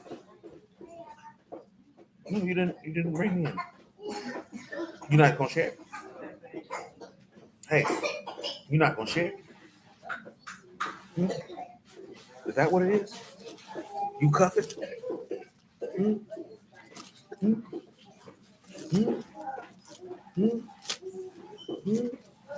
Matthew 28 and 16.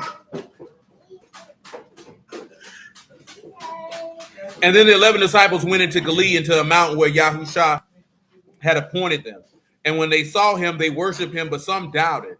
Yahushua came and spake unto them, saying, all power was given unto me in Shamahim and in Arats. Go you therefore and teach all nations, immersing them in the name of the Abba, the Son, and the Ruach HaKadosh, teaching them to observe whatsoever things I have commanded you, and lo, I'm with you always until the end of the world. See, he kept it kind of brief here in what he told them to do. But what did he tell them to do? He told them to observe everything that he told them. Well, what did he tell them?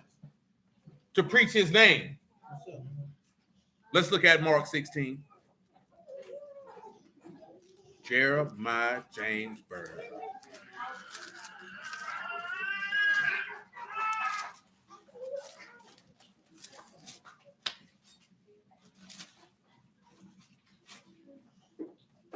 We just want 16 and 15.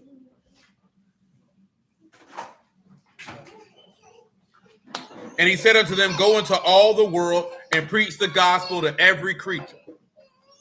Now, when you preach the gospel to every creature, you have to preach Hamashiach crucified, do you not? And then in that crucifixion, you have to preach his what? His resurrection.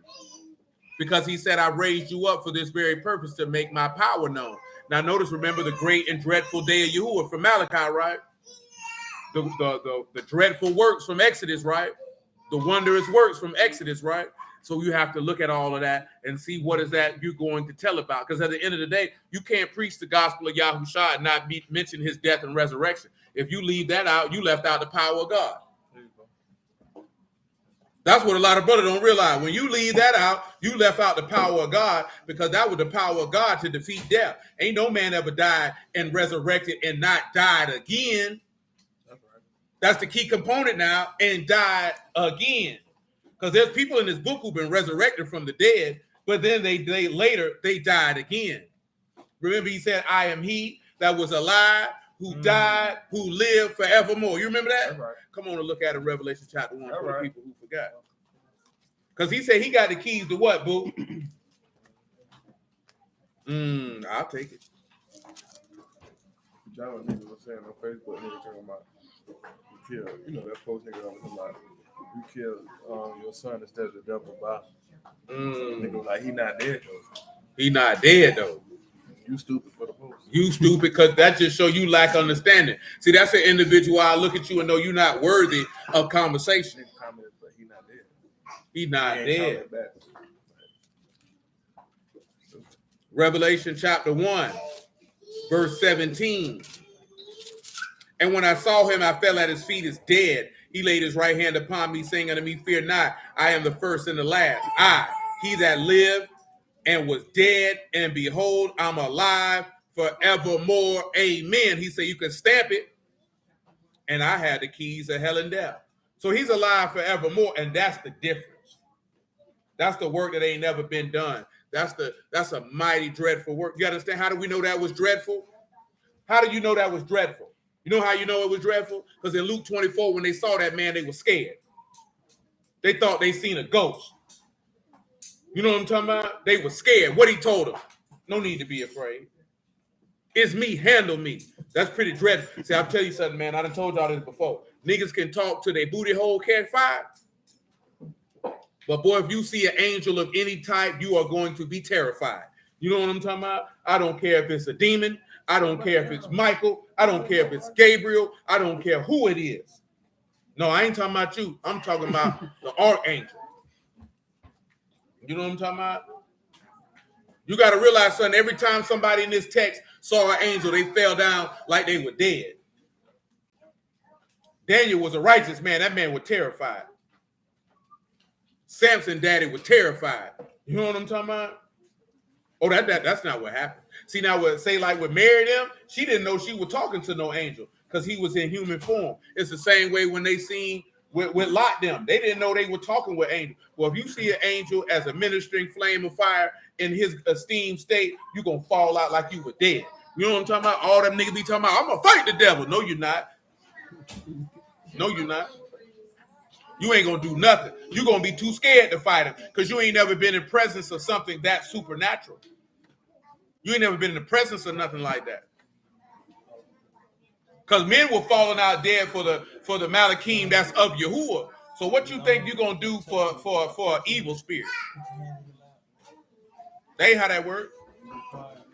Well, that book say, boy, if you see Yahuwah, you going to die. So these people thought they were dead, and all they seen was an angel. In his esteemed state. You understand? That's a different type of deal. But that man lived forever. That man ain't dead. You know what that man told? You know what that angel told them people? What he told them people, Doris? The angel. What he told them people?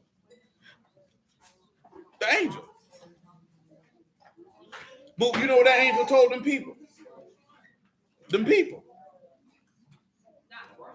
The angel. Y'all supposed to have been following along what we were talking about. Do you know what that angel told them people, Monica? What about you, Sylvia? You know what that angel told them people?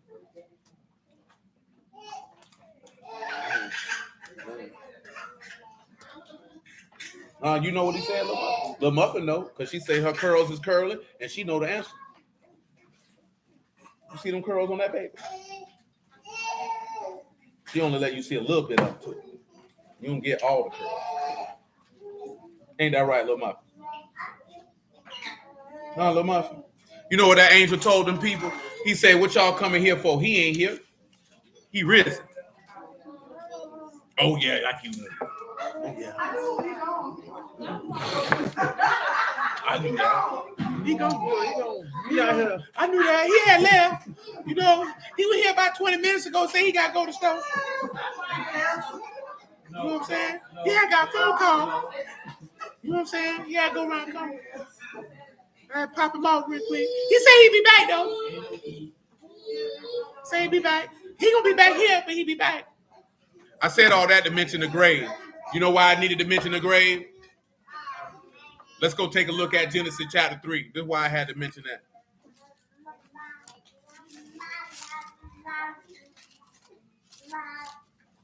I want you to come over here to Genesis chapter 3, verse 20.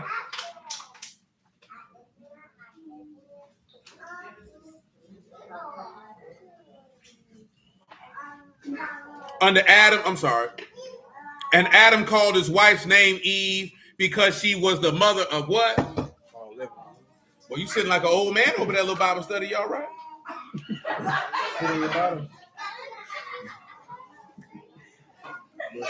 Yeah, right. I'm talking about he look like a nigga granddad. Time when I see one.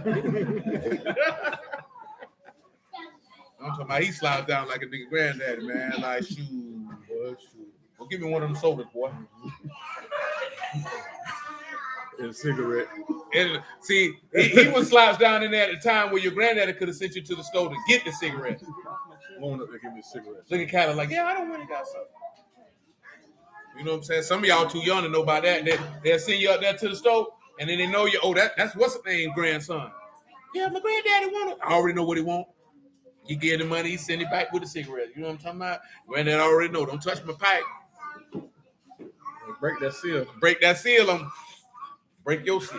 You know what I'm saying? But shoot, back then they probably just would have made you smoke them.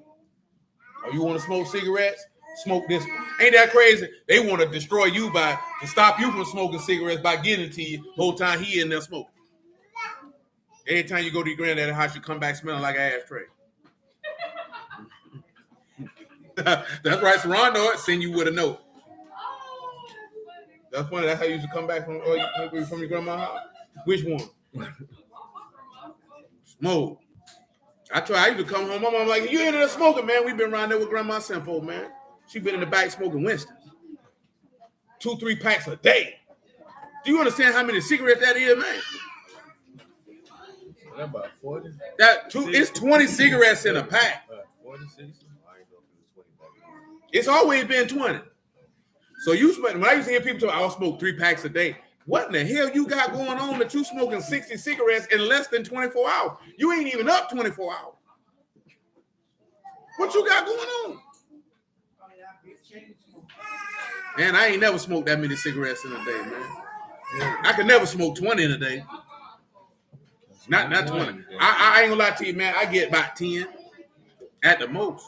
Yeah, as I said, if you up 16 hours, that means you smoking more than a cigarette an hour. 10, bro. I mean, I might be up, nigga, from 8, 9 in the morning till 4, 5, 6 in the morning. 10, I can see 10. I can burn 10. I can see 10.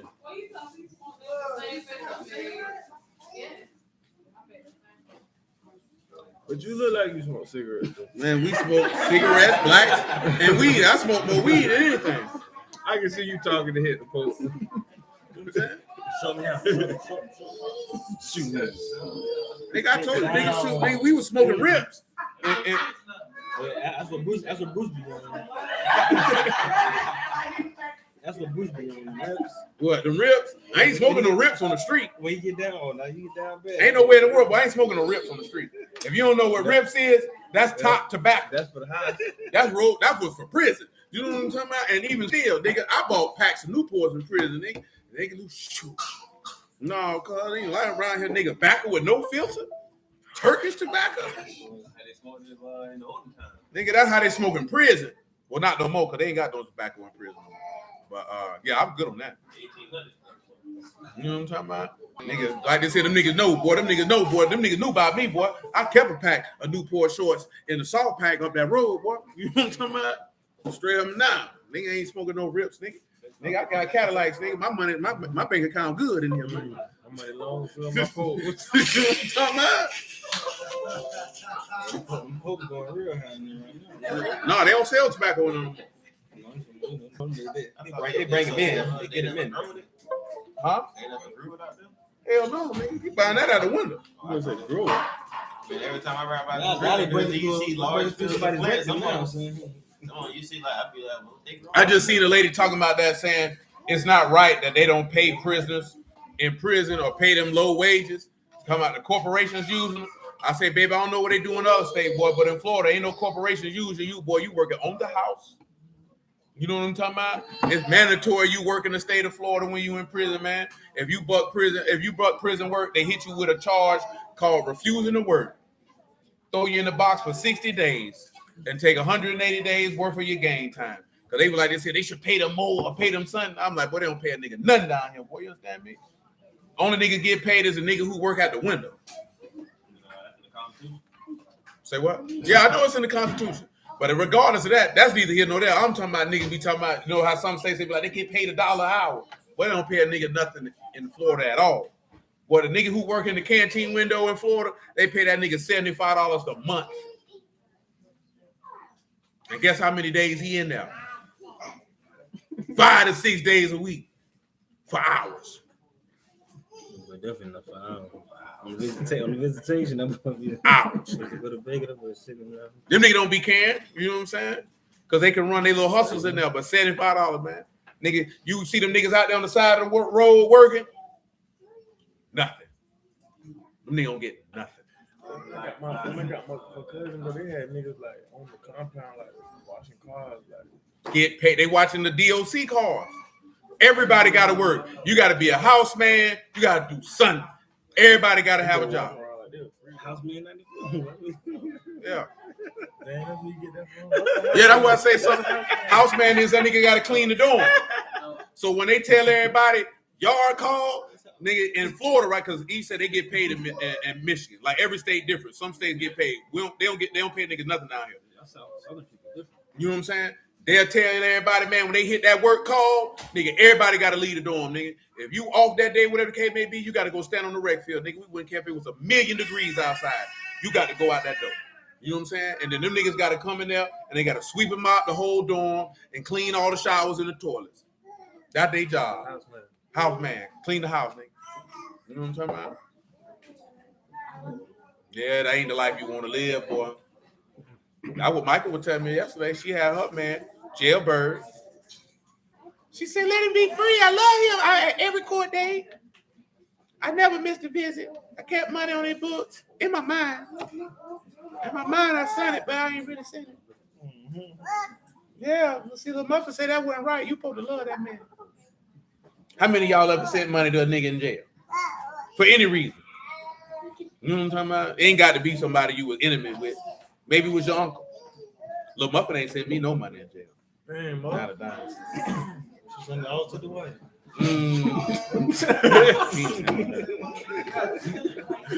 Mother said I was a child. She might paid in cash. That nigga ain't. it all spent. My mama ain't sent me no money neither. It ain't matter. I had my own money, so I was like, bump both you niggas.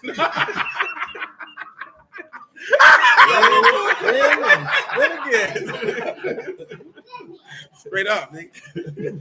I have my own money, nigga. In my own bank account, nigga. Straight up and down, nigga. My cousin made sure my books were straight, nigga. With my own bread. Yeah, nigga. Huh? Man, y'all niggas ain't send me no money, man. Good for her. I know who sent me some money. Get me. Let's, shoot, I ain't getting no baby. You talking about in the county jail up that road, but you gotta send that to Tallahassee. Oh, no. Mm-hmm.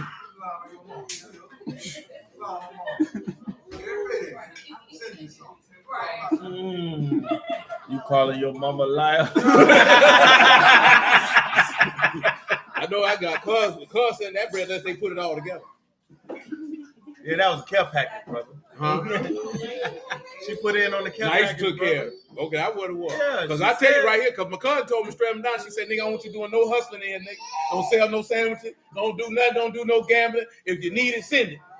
Send the letter. I send the bread. I said, don't worry about it. I give you the power of attorney. You send me my own money. That's when that nigga told me the outfit I wanted to get out of prison with. She said, I ain't paying for it. I said, it's my money, though. I wouldn't give a damn. I said, well, damn. That's the true story. Then they said, I'm not paying for that. I said, nigga, how you going to tell me what you going to do? That's my money. She said, no, I ain't paying for that. Dap say in Georgia, they pay with pack outs. A pack consists of a sandwich and an apple. That's your pay for the day. That real now. That what they give you in Florida now. Good old bologna sandwich, peanut butter and jelly, and an orange. Like a life. A bag lunch, nigga. A bag lunch. That's your pay for the day. A bag lunch and 5 days off your sentence. That's what they give you. Get what? And if you work in the kitchen, you know what I'm talking about? Nigga will pay you a couple dollars to spice their bag up. And I ate lovely off of it too. You know what I'm talking about? Nigga, I got money coming in, and guess what, nigga? I'm pushing bags out, nigga, and I need my money on time. You know what I'm saying? Yeah, man. Moral of the story, stay your black behind out of prison. Doris. You know, we work for the job. They going, like I said, they going for somebody in there. They going for a friend. No, you don't. No, you don't. So with that being the mother of all living, how does that pertain by what we talking about, mother of all living? Y'all understand how that works? Because she got to be the firstborn, push out a child, right? What's the first baby she had? See, that's why you can't stay up there. That's why. You got to go. Because you think because you got a muffin face, you can do what you want. Because you got a muffin face.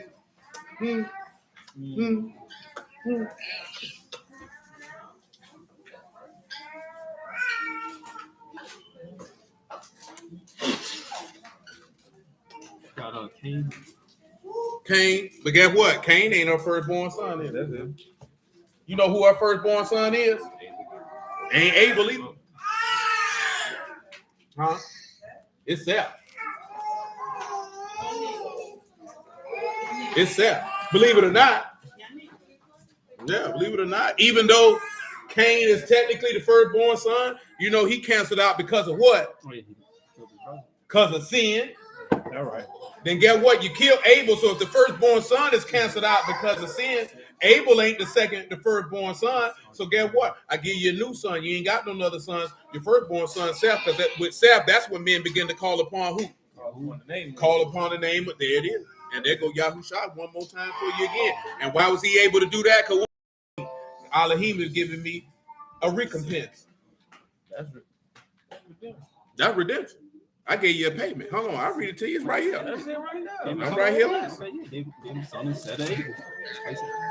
I can't hear you, man. We were. I just ain't got there yet. He was ahead of the game, but he ain't bring no He sense. came back.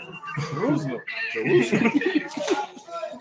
Right there, verse 26, Genesis 4, and Seth and with 25, Adam knew his wife again, and she bare a son and called his name Seth. For Elohim have appointed me another seed instead of Abel, whom Cain slew.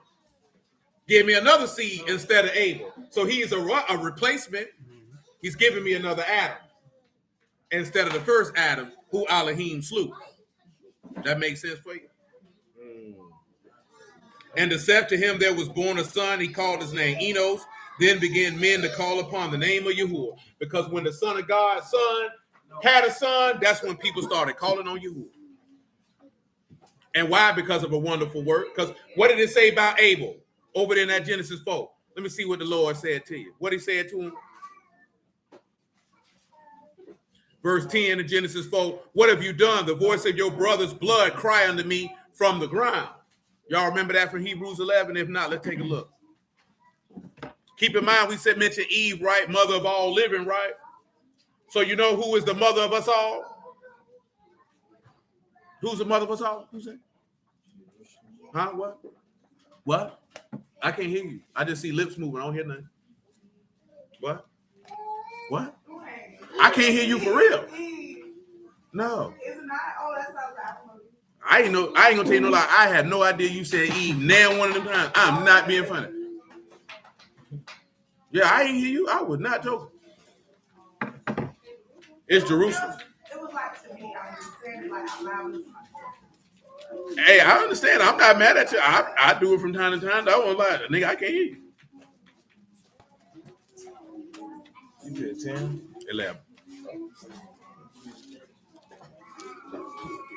Trust me, I know how that go. In your head, it sound loud. In reality, can't nobody hear you. You know what I'm talking about? Everybody done did that one there before. Nigga, I know these niggas hear me. Yeah. But ain't nobody heard you, man. You know what I'm talking about? Yeah, everybody done been there. What's up, boy? You always got your face balled up, man. Let me get them straws, man. Get them straws, man. You know what I'm saying? I need $10 for these straws. You ain't got no money. It's about a $10 bag. Well, I'm gonna need you to sell this for $20 and bring me back 10. Can you do it? I guess you can eat them then. 11:1 Hebrews. Now faith is the substance of things hoped for, the evidence of things not seen. We still need Micah chapter 6, by the way. For it by the elders obtained a good report. Through faith we understand that the worlds were framed by the word of Elohim. So the things which are seen were not made of the things which do appear. And by faith Abel offered unto Elohim a more excellent sacrifice than Cain, by which he obtained witness that he was righteous, Elohim testifying of his gifts, and by it he being dead yet speak. Now it's not only just his blood speaking, but it was his sacrifices that he offered that was speaking. So go ahead and grab what Abel sacrificed and let everybody know why I get this Micah chapter 6.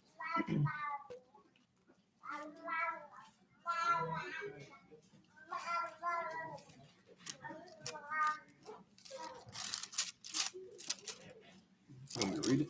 Yeah, mention what he sacrificed. You could go over here to Micah 6:1 if you would. Oh, so and Abel he also brought of the firstlings of his flock. Firstlings of what? His flock. Hold on now. What's the thing we started off with? What you who would say belong to him? Man and who? Beast. Ah, there it is. That's it. Come on now. Keep on going. And of the fat thereof, and Yahuwah had respect unto Pause. Abel. Y'all know what that means in Hebrew, what it means to say you bring the fat thereof, right? What that means? That's the good part. I like that. That's the good part. That means he brought the best. That fat. He brought the best. When you see in there bring the fat thereof, that means you brought the best. See, that go when you ain't bring me nothing with no blemish. You ain't bring me nothing with no spot. Because y'all know what Deuteronomy 17 say about that, don't you? Go on to get Deuteronomy 17 in one form. Let them see what that says. The choicest part. Choicest part. That means not only did he bring him the firstborn, but he brought the best. So that's the same thing you seen with Yahushua. He was the firstborn and he brought the best. So you can't be talking about you're going to be the best and you bring less. That's what Cain's problem was. He was a sorry nigga. Not only did he not bring the firstlings that belonged to Yahuwah by proxy, but then you ain't even bring the best. Nigga, you brought me some raggedy crop. Look at them grapes. Them grapes bruised.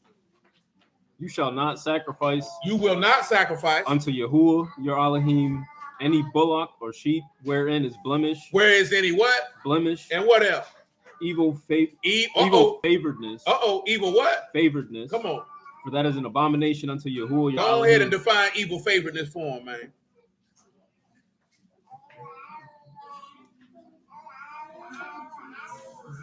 What you talking about, little doo-doo boy? bad, evil, unpleasant, displeasing, What's that word for evil, faithfulness? Ra. The same word that's used for sin from time to time and always used for evil. You can't bring, guess what that is? You done brought a sacrifice. What it say? You got a unjust weight and an unjust balance, and all that is an abomination to Yahuwah. You remember that in Proverbs, he tell you bring a sacrifice like that. That's an abomination. So you can't bring no evil when you come to offer yourself. That man don't want that. Because remember, what did he say all the firstborn sons have to have? What they got to happen to them? They got to be what? They got to be redeemed. And if you're going to be redeemed, you can only be redeemed with a what? An acceptable sacrifice. That sacrifice can't have no blemish or no evil in it. You know what I'm talking about? So all the first, remember, what does the book literally call the body of Mashiach? It's in Hebrews 12. Search it out. Tell me what you find. Look at Cali. I'm gonna beat all you niggas today. I'm gonna find it first.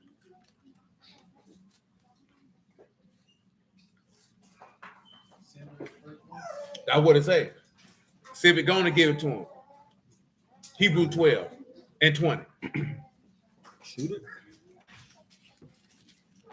For they could not endure that which was commanded, and if so much as a beast touch the mountain, it shall be stoned or thrust through with a dart. With a dart. And so terrible was the sight, Moses said, I exceedingly fear and quake. But you are come unto Mount Sion, and unto the city of the living Elohim, The city of the living Elohim, the heavenly Jerusalem, and to an innumerable company of angels, innumerable, to the general assembly, to the general assembly and house of the firstborn, which are written in heaven, which are written where? In heaven, and to Elohim. Hold on, run it back now. The assembly of who? Church of the firstborn. Why is that important? Well, I'm gonna tell you why it's important. We just seen that Eve is the mother of who? All living. And the mother of us all is who? And where did Yahushua resurrect from? And everybody that's immersed in his death, as if you are immersed with him, which means, guess what you've actually done? If you've been immersed in Yahushua's death, what have you actually done, says the law? I just mentioned this the other day. You might not pick it up on your first try. If Yahushua, see, y'all don't be paying attention. I can't remember all the things. I'm old. Y'all be forgetting. Y'all think I'm old. I look young. I ain't young. My mind don't work good no more. Now I got to remember all this stuff.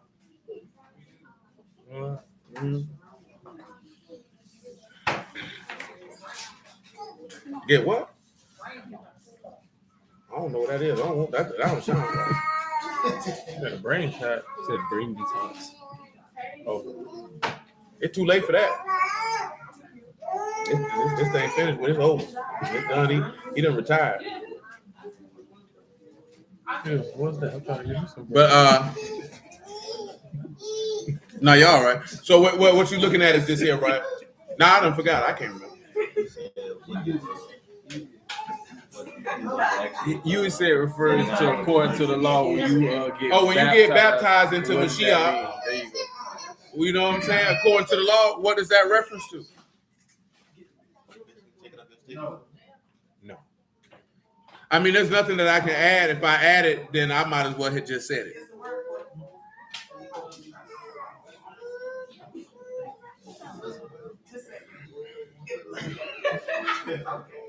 Doris, what's wrong with your friend? I'm just trying to follow this. You tell them niggas to sit down and be quiet or die.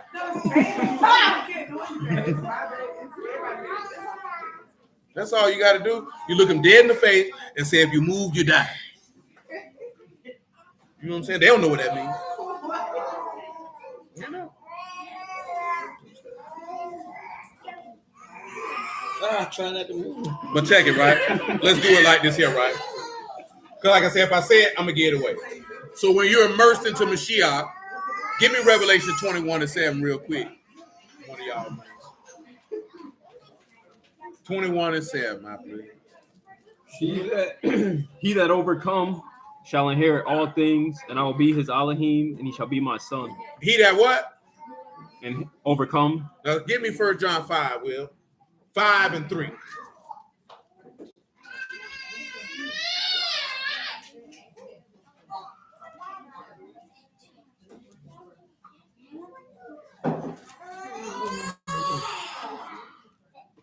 First John 5 and 3. It said, "For this is the love of Elohim, What is it? that we keep His commandments, and His commandments are not grievous. They ain't grievous. For whatsoever is born of Elohim, What is ever who? born of Elohim, We just read that? Not born of the will of man, not of the flesh, but of what? of Elohim, Come on now. overcometh the world. Over what? Overcometh the world." Paul, get John 16 and 33 for him, Civic. Make it 16 and 30.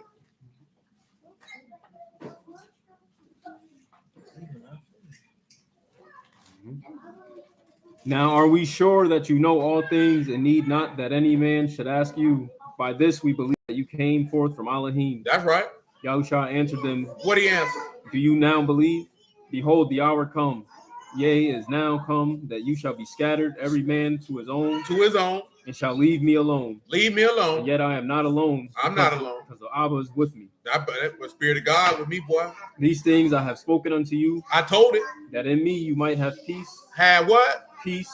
But in the world, In the world you shall have tribulation. but be of, Good cheer, because I have. overcome the world. There it is. So why is that important? Keep on running in 1 John 5, sir. It said, "Whatsoever born of Elohim overcome the world." Overcome the world. And this is the victory. This is the what? The victory Even our what? that overcome the world, even our faith. Let's go. Who is he that overcome the world? But he. That believeth that Yahushua is the son of Elohim. This is he that came by water and blood. Came by what? Water and blood. Talk to him. Even Yahushua Mashiach, not by water only. Not by what? Not by water only. Not by what? Not by water And only. how they came out of Egypt? What they came out by? By water and what else? Okay. But by water and blood. That's how they came out of Egypt, didn't it? That's it. So that's how your firstborn come, so to be able to be redeemed. So the firstborn sons afterward, guess what you're going to have to be redeemed by? Water and blood. Come on now. And it is the Ruach that bear witness. It do what? Bear witness. Didn't the Ruach bear witness to Pharaoh? That's right. Come on now. Because the Ruach is true. It's what? It's true. It's what? True. That means if it's truth, guess what that means? It's faithful. Stand on. You can stand on it. You can rely on it. It ain't gonna fold. It ain't gonna falter. It ain't no lie to truth. That's what the book say. Come on, man. For there are 3 that bear record in Shamahim. 3 that bear record well. In Shamahim. Because my witness is in heaven and my record is well. On high. Come on now. The Father, the Word, and the Ruach HaKodesh. So who bearing witness? The Father, the Son, and the Spirit of God. They ain't gonna tell no lies. You know why? Because all 3 are one. That's right. Come on now. And there are 3 that bear witness in the rocks. What they bear witness? Who them 3 is? The Ruach, The Spirit, the water, and the blood. And that's the same 3 things bear witness on your way out of Egypt. But they ain't tell no lies. That's right. Come on. If we receive the witness of men, The witness of Elohim is greater. Is what? It's greater. So if a man tell you to you, that's good. But if God tell it to you, that's better. For this is the witness of Elohim. What is his witness? Which he has testified of his son. Testified of his who? His son. Of his who? His son. Now pay attention. He that believe on the son of Elohim have witness in himself. Have what? Witness in himself. How he got witness in himself? Who can tell me how he got the witness in himself? Because the Ruach in it. So the witness is in itself. Because the Ruach bear witness to the truth. It can never bear witness to a lie. That's right. Come on now. He that believeth not Elohim has made him a liar. So when you don't believe the gospel of Yahushua, you saying the Father in heaven done lied. Or you going to hell, boy. You got to go. First part. Come on. Because he believeth not the record that the Elohim gave of his That's son. why you going to hell, because you don't believe the word. Come on, sir. And this is the record that Elohim has given us. What's the record? Eternal life. Eternal what? Eternal life. What else? And this is, and this life is in his son. This life is in his who? His son. He that have the son have life. And he that have not the son of Elohim have not life. Got damnation on his head. These things I have written unto you, that you believe on the name of the son of Elohim. That's right. That you may know that you have eternal life. That you have what? Eternal life. Now pause. This is where it went back to the law, right? Now let me ask you a question. Isaac, what was his wife's name? How many wives did Isaac have? How many children did he have? Who was the oldest? You know what I'm saying? What happened with them two? Huh? He gave away a birthright, which was never his to begin with. And how did Jacob go about to get it? He put on the firstborn. And then because he put on that firstborn, guess what that allowed to happen for all his progeny? Give me Exodus 4:22.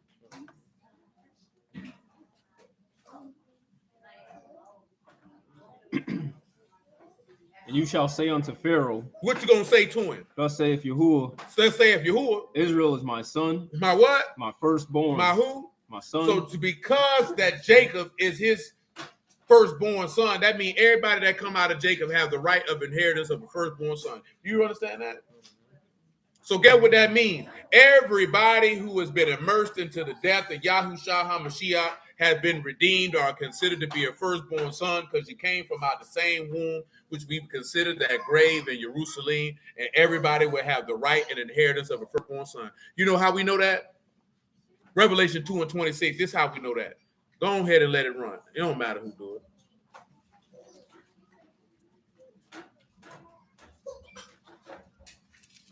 Muffania. What you over there doing? Muffania. Revelation 2:26. And he that overcometh and keepeth my works unto the end, to him I will give power over the nations. Roll with it. And he shall rule with the rod of iron. Ain't that what he promised the Lord when he said, today, this day, you are my son, I have birthed you? Ain't that what he told him? Keep on going now. I will rule over them with the rod of iron. And break them into pieces. As the vessels of a potter, they shall be broken into shivers. Even as I have received of my father. Even as I received the who? My father. So the son is given to all the, remember, because what did he call it? The general assembly in the house of the who? Not the second, third, and fourth born. Everybody that is in Yahushua HaMashiach is considered to be a firstborn son because you would have exited from the same womb as he did. And because you put him on and he dwell in you and you dwell in him, then there is no separation, because how many bodies is it? Well, many members. So then because it's one body and many members, then it's multiple men who can be considered firstborn sons, even though you all exited from a different matrix in the natural. Does that make sense? Do you understand it? That's why he said that the great work that I must do before the great and dreadful day of Yahuwah. See, John the Baptist had to come. Remember, he said, this is the man who was sent, preferred before me because he is before me. You know what I'm talking about? And you know what that go back to? A statement with Jacob and Esau. You know what I'm talking about? But we won't deal with that right now.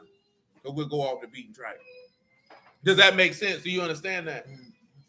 That's where that come in at. See, everybody who's in him is considered to be a firstborn son. See, remember, right? According to the law, that's why I mentioned all that earlier. The firstborn son, the only one supposed to get an inheritance. That's the only one supposed to get an inheritance. But what did we just read in Revelation 21 and Sam know? He said, he that overcome, he will be my son, and I will be his Elohim, and he'll do what? Inherit all things, because only a firstborn son can inherit. This man is giving you the ability to become a firstborn son. See, again, this is also showing you that Exodus 34 cannot, again, I repeat, cannot be the covenant in and of itself, but it's the renewal of the covenant which you broke, which, of course, we discussed this last night. That was not a part of the covenant that he made with them when they came out of Egypt, when he gave them that 10 words in Exodus 20. Was that ever mentioned? He said the firstborn belonged to him, but I'm talking about when the covenant was made. See, when he was running down Exodus 34, he was letting be known that was a part of the covenant I'm making with you. And he said, I'm making this covenant with who? Moses and the people. See, he made that covenant with Yahushua and the people. You're going to be my son, and they're going to be your sons. That's how I'm going to do that. But see, I got to do a great and wonderful work, because y'all ain't trust the great work I did the first time. So let me do it different. You know what I'm talking about? That's right. That would have said in Isaiah 66, can a nation be born in a day? Huh? You tired over there? That dude got you tired? That boy done doodled on you. He done ruin your day. I can't even focus. Nigga done doodled on me, man. I smell it. I smell it. I didn't want to go home and wash. Nigga, he'll never doodle on me at the house. Get out here in public. Now guess what you want to do? Say that. Niggas get around company. Get around company. Now you want to doodle. And look at Monica. Shoot, that nigga ain't doodle on me, so I'm good. Not me. That's what Dora said last night. She said, I can't wait. I want a baby to boo-boo on me. That's right, because Eve is the mother of all living. You know what I'm talking about? Because all come from her. And Jerusalem is the mother of all living, because all must be born of her. Meaning you must be born of Mashiach. Ain't no way around it. Ain't no way around it. You can try to skin, grin, bend whatever corner you want to bend. It ain't going to work. Come over here to Micah 6:1. I'm already here. Micah 6:1. And hear you now what Yahuwah say. Who you yelling at? I'm now your butt. How about that? Now you don't want to talk, little Ruth. Little baby Ruth. How you caught that baby? You know about it? You know. Micah 6:1. Hear you now what Yahuwah say. Arise, contend. You before the mountains, and let the hills hear your voice. Hear you, O mountains, Yahuwah's controversy, and you strong foundations of the earth, for Yahuwah have a controversy with his people. He will plead with Yasharal.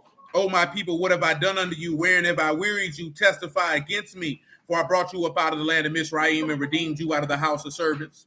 And I sent before you Moses, Aaron, and Miriam.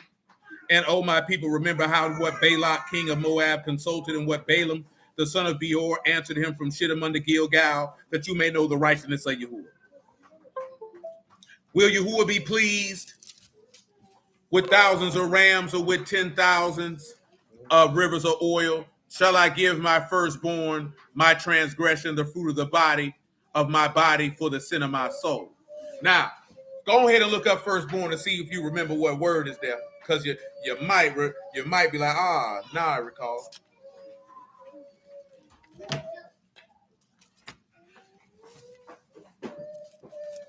After this, come on to 2 Samuel 1.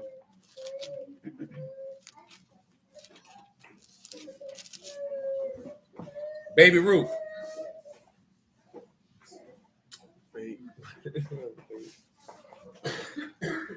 I see through you, baby Ruth. We don't believe you, Ruth. You need more people. Y'all found what word is there? Bechor. Huh? Bechor. Bechor. And what it mean? Firstborn, firstling of men and women, of animals. Mm-hmm. I said Chief cornerstone. Chief. Well, right, head of the table. Roman Reigns. That's what he is. Chief. Acknowledge me. Acknowledge me. Eldest.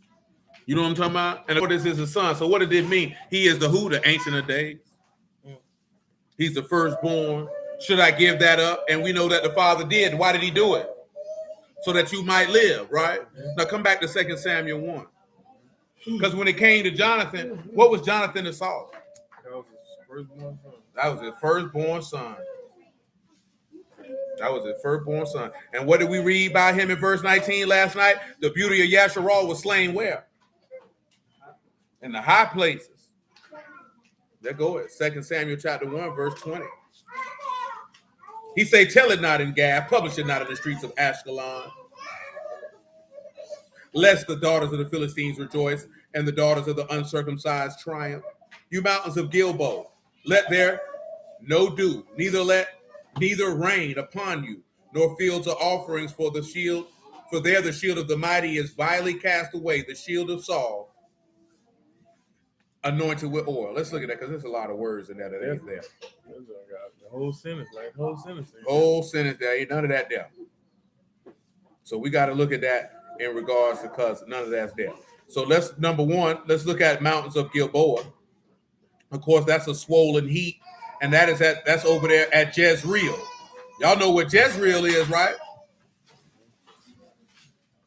You know what Jezreel is? It's in the land. It's a Northern Kingdom, to be specific. That's where Elijah was hanging out at. I didn't want y'all to know that's in the land what he's talking about. He said, let there be no dew. Of course, you know that's night mist. What do you got? Tet and Lamad. So guess what? Don't let there be anybody contained with the shepherd. Don't let anybody there be filled with his teachings. That's right. You know what I'm talking about? Why? Because they have what? They have slain the beauty of Yasharal upon the mountain. So when they said, let his blood be on our children's children, don't let them get no dew. Don't let them get no spirit. Don't let them get no word. He say, upon you, nor the fields or the offerings. Then he say, because the shield of Saul hadn't been anointed with oil. Say, as though it had not been. And majority of those words ain't there. All you actually have there is shield, Saul, not anointed, oil. So the protection of Saul had not been anointed oil, meaning Yahuwah had withdrew himself. So therefore Saul had no protection. The same way that Yahusha had no protection. Remember what he told him. You ain't had no power in me at all to do anything under me. Yahuwah is doing this under me. Verse 22.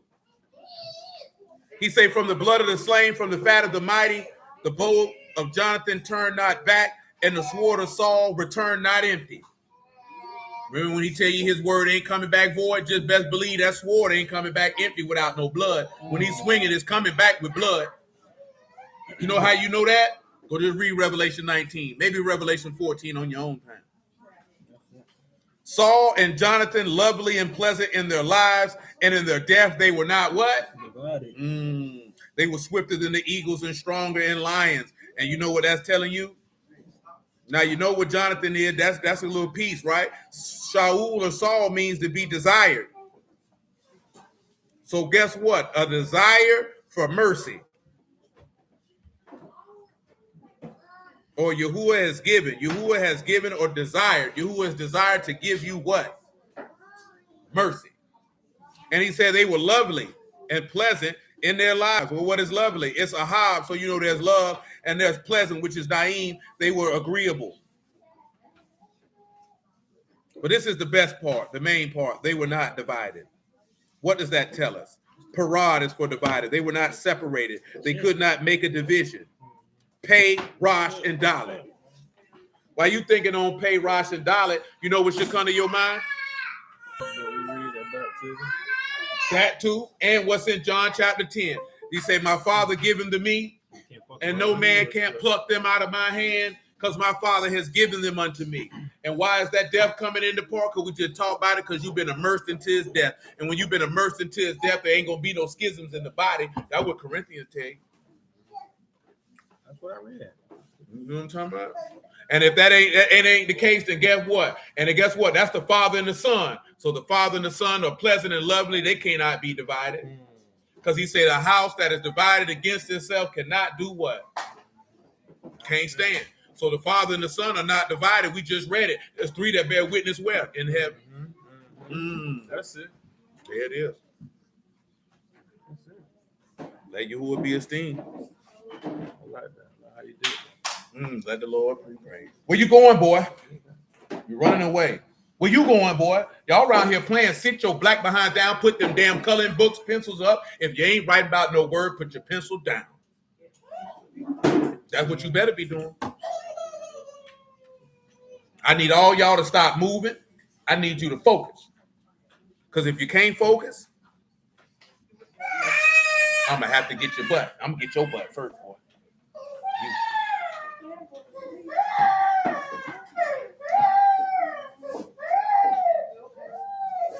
You all right, baby Ruth? Y'all got anything for Pay, Rosh, and Dalet? So that's a word for divided. That's the word for divided. Legit.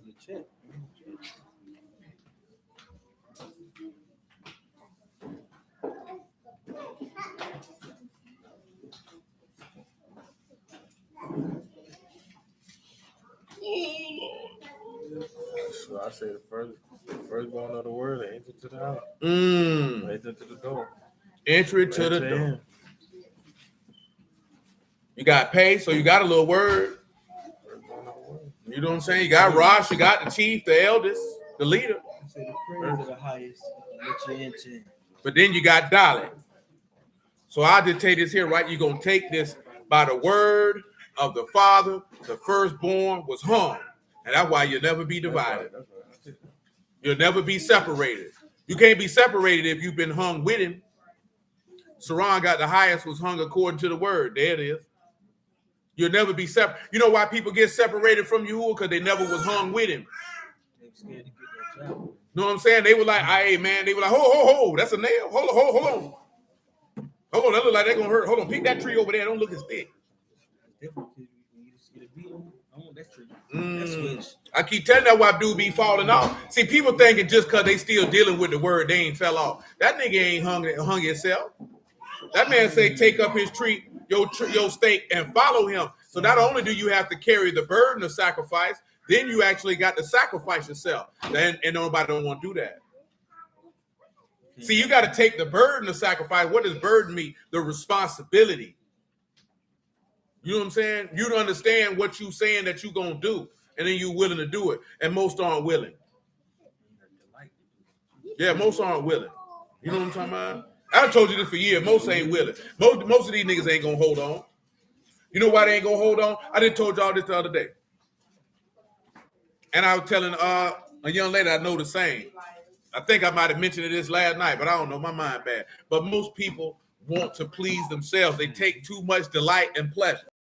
Oh, that's what we were talking about with I did mention that last night, with the homosexuals and all that there in the third. Even any level of sexual deviancy, whether it's a man hoeing, a woman hoeing, I don't care what it is. People desire pleasure. So when you have an inordinate desire for pleasure, it is not going to allow you to take up the burden of the stake and then hang yourself on it.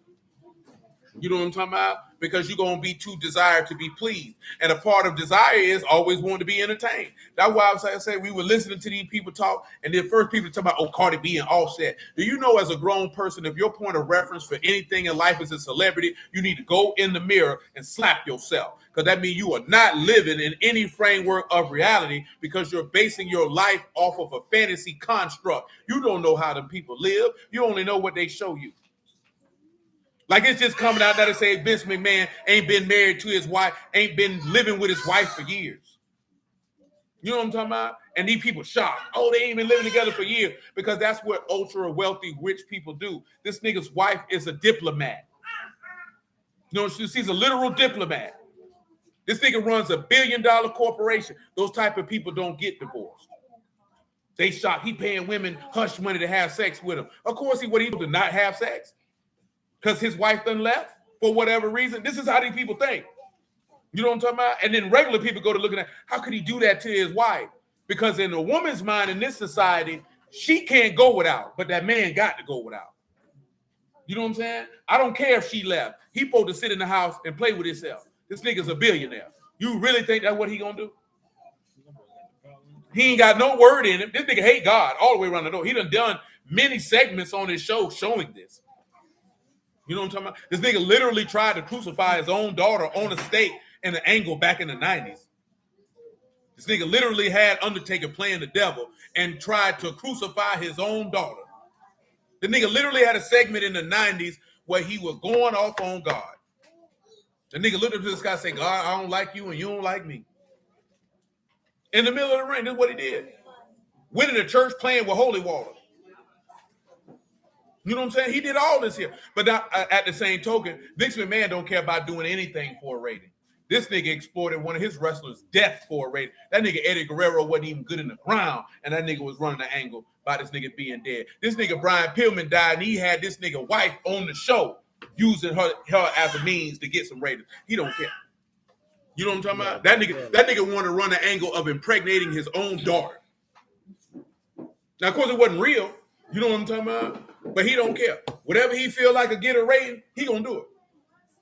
You know what I'm talking about? He has no qualms. He has no morals about anything when it comes to that. But I'm just mentioning that for a reason. People shocked. This nigga's like 75 years old.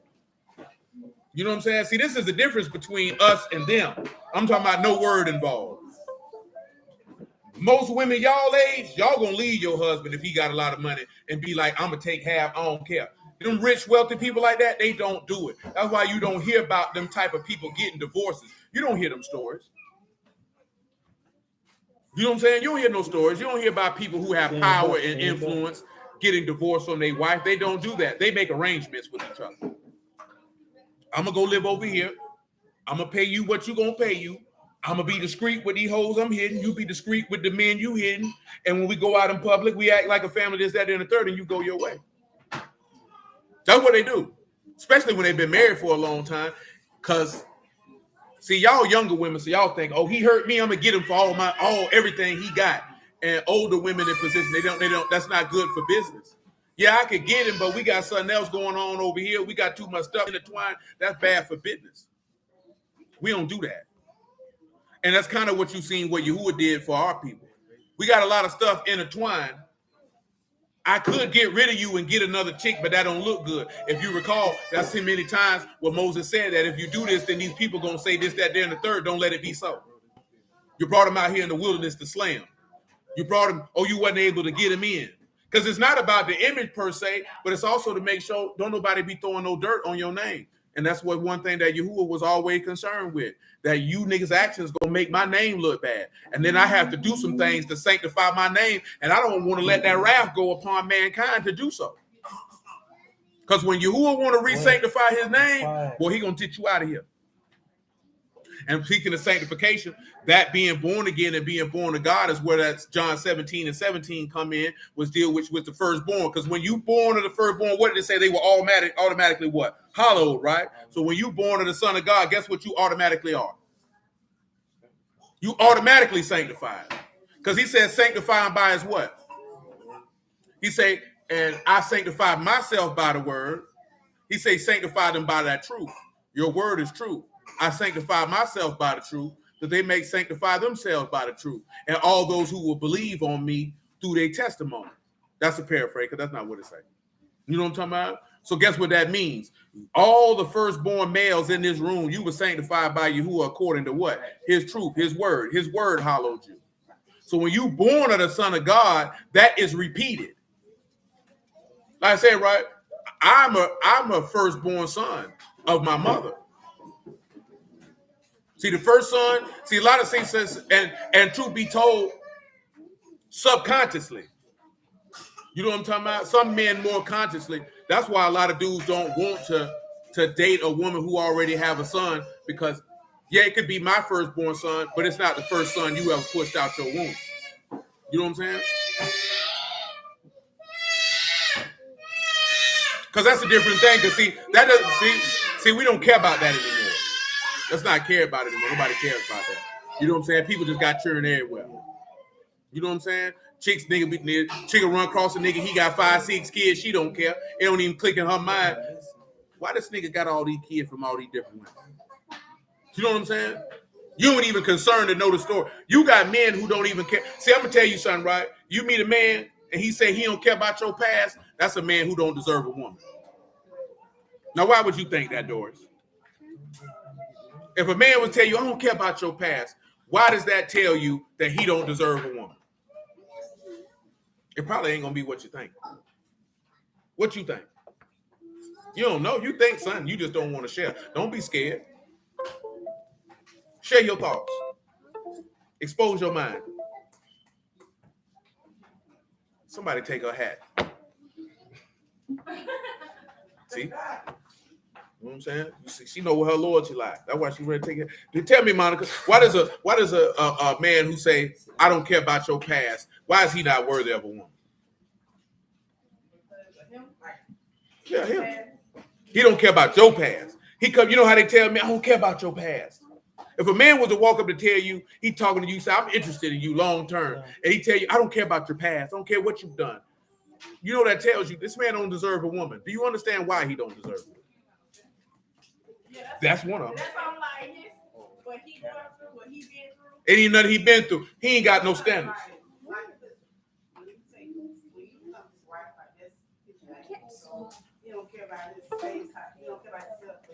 He don't care about himself, and also he desperate.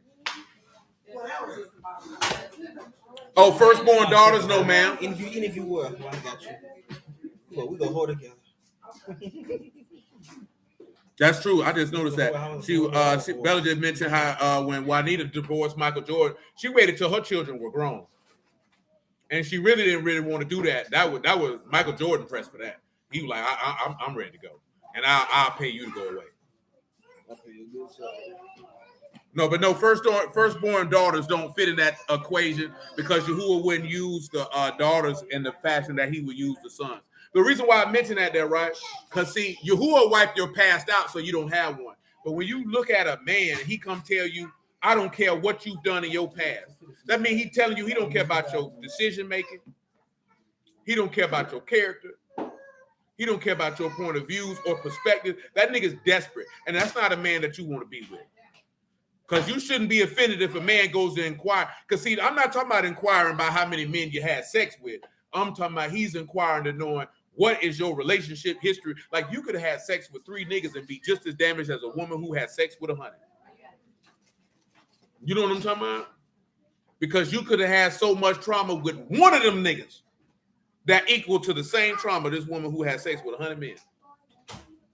You know what I'm saying? And see, a lot of dudes don't look into that because you don't really want to. See, you want to know what made you choose that nigga. What was you thinking about? See, this is one thing, too. We were talking about this. Why I told you to send that video. Every woman got a type. I don't care what you say. We were talking about it last night. What Jason Black was talking about. Men have ranges. Women have types. You know what I'm talking about? See, everybody was all up in arms about Lori Harvey again, but you have to look at Michael B. Jordan and the men she dealt with before. He's not her type. That means she don't like him. You know what I'm talking about?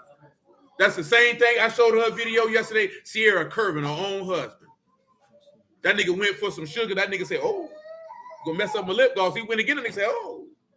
In public, in front of people. And you can see it on her face like, nigga, what is you doing? Nigga, don't kiss me, nigga. That's showing you, though. But look at the type of man she been with the exception of Bow Wow, because clearly she was on drugs. She liked him. She liked him. She liked him. She didn't shot the right way. They were just both green. Hey, now Bella just mentioned this here, that when you reveal to some men your past, you get judged. But he has to make a determination on if you are a woman that he should wife, and that just is what it is. I know it. It just is what it is. Because at the end of the day, if a man is coming to make you his wife, he has to vet and do due diligence to see, are you even a wife? And your past decision making is going to give an inkling into your present and future decision making. You know what I'm talking about? See, women don't really understand it from a man's point of view because most men are not taught by men. But the woman that a man chooses to be his wife is one of the most important decisions that he will make in his entire life. And it's not because it will help him financially or anything of the sort, because that woman can actually be a wife and a helpmeet, or she can be for his utter destruction. Because, see, if you got a lot of traumas and all this here, that's not my job to fix that. I can't love you out of that because I didn't do it to you. So there's no way I can love, because that's what y'all been told. If you hurt, heal a heart, you ain't broken, all that cornball stuff. Nigga be telling, this ain't no Hallmark movie. You know what I'm saying? This real life. And how many of y'all have you ever seen a man who was able to heal a heart he didn't break and he didn't get drained and destroyed mentally and emotionally in the process of doing so? You know what I'm talking about? And then when that woman get healed, she look at him like, how dare I be with a nigga who would even deal with a woman like that? Now that she better, she looking at you like you beneath her. And you thought that you were doing this out of love, but you were doing it out of your desperation to have someone next to you. See, this is how Satan get people. This is how I'm telling you. Why you think a lot of dudes end up married to the wrong woman, or a lot of women be married to the wrong man and end up walking in the pathway to hell because you were desperate for a body next to you. So you're compromised, son. You see, like this here, right? If you want a man who can pay majority of the bills and you get with a dude and he said, oh, we got to go 50-50, and you compromise that, that's because you just wanted a man next to you more than, I'm not doing that. If you're a man and you say, I need a woman who can be quiet, who can follow directions, who gonna cook, and this, that, there, and the third, and she say, well, I can be quiet and follow directions, but I ain't gonna cook, and you compromise that, then guess what? You just told her you don't love yourself, because the things that are important to you, you threw them out the window for me. So she'll never respect you in the fashion that you want to be respected, because you compromised what you wanted, and she know you did it. You know what I'm talking about? And she know you did it. But see, that's things that people don't want to talk about or deal with, because that make it uncomfortable. Because we feel like it doesn't matter. Love conquers all. Yahuwah never told you love conquers all. Did he ever tell you that? Love conquers all, meaning it conquer everything. See, Yahuwah love conquers sin and death. He ain't say it conquers stupidity. You know what I'm talking about? Because he told you to stop being stupid, didn't he? So you stop being stupid, that's a choice. Because you choose to be stupid. He said, how long will you simple ones love what? Simplicity. So how long you gonna love being stupid? His love can't conquer you for being stupid if you love being stupid more than you love him. That's not how that works. But see, this is you have to go from having a child's mind to a pubescent mind, an adolescent mind to an adult mind, and looking at things. Because you should want to know that. If you was a woman, you would want to know, like, hey, nigga, what your upbringing was like. What this was like. As a man, you should want to know that. Why you don't want to know that? Because you're desperate. You know what I'm talking about? Because what you seen in your household, you very well will emulate. I've been told you that since I was a jit. I didn't want to mess with no woman that ain't have her daddy. Ain't no way in the world she gonna be able to function properly. She gonna have problems. And I don't want to figure that out. And I'm talking about whether he was in the house or not. It's some women daddy was in the house and shoot, he might as well not have been there.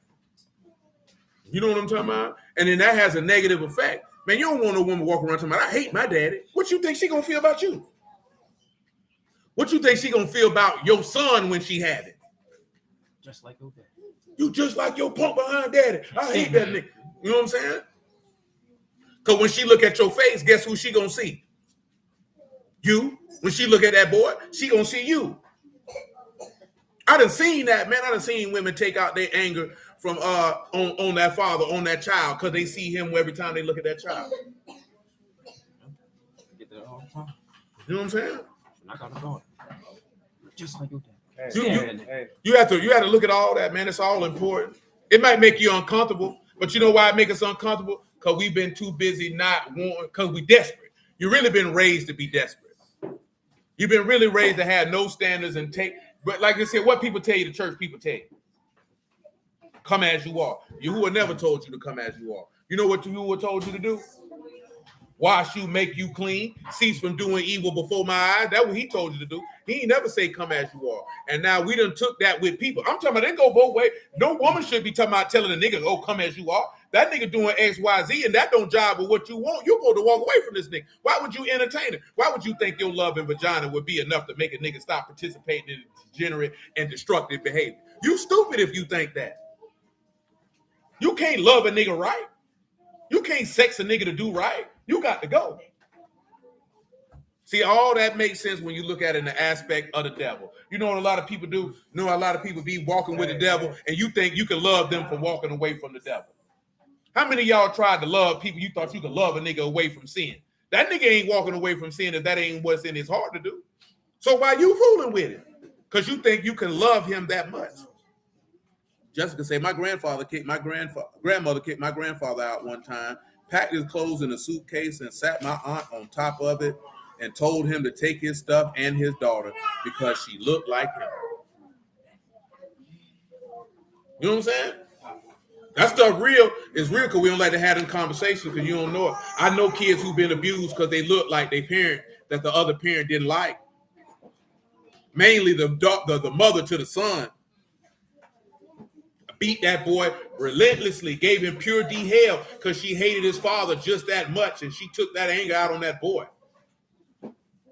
You know what I'm talking about? And then they grow up to be killers. That's why I tell you, be careful with them nigga churn, because y'all ain't got nigga churn. And nigga churn live differently. And I'm trying to tell you, your kids will get influenced to be nigga churn. Your influence ain't that great if they spend more time with nigga churn than they do with you. I'm serious. Nah, yeah, your influence ain't that great. They spend more time with nigga churn, they gonna be a nigga child. They don't, because remember, these children are raised to be degenerates. You know what I'm talking about? Y'all ain't raising y'all children to be degenerates. Little Boot can't hang out with no degenerates. Especially the little girl, because you know what happened when you hang with degenerates? Your daughter start clapping booty cheeks, twerking and whatnot, wanting to have sex and be on TikTok and drink wine coolers. Hey, man. You know what I'm talking about? But man, let's get on up out of here, man. Oh, what's nigga children? Basically, children who are raised in. Oh, that's right. Basically, children who are raised Nigga churn is she don't know. She do because she don't know. She don't know. Nigga churn is children who are raised in depressed environments, birthed and raised by degenerates, raised to be a degenerate, participates in degenerate behavior, and likely will be your future criminals and prison inmates. You know what I'm talking about? Likely to be your future thought pockets and whores, strippers and slores. You know what I'm talking about? So, and basically children who have no guidance, no restraint, and nothing to hold back their behavior versus all of y'all children, because y'all children shouldn't be serving Yahuwah because you serving Yahuwah. And when you take a child who is sanctified and set them in the midst of children who are unsanctified, the influence of the unsanctified children is going to be extreme, because that's going to be a culture shock, because your children are around children who behave that way. You know what I'm talking about? So it's a difference.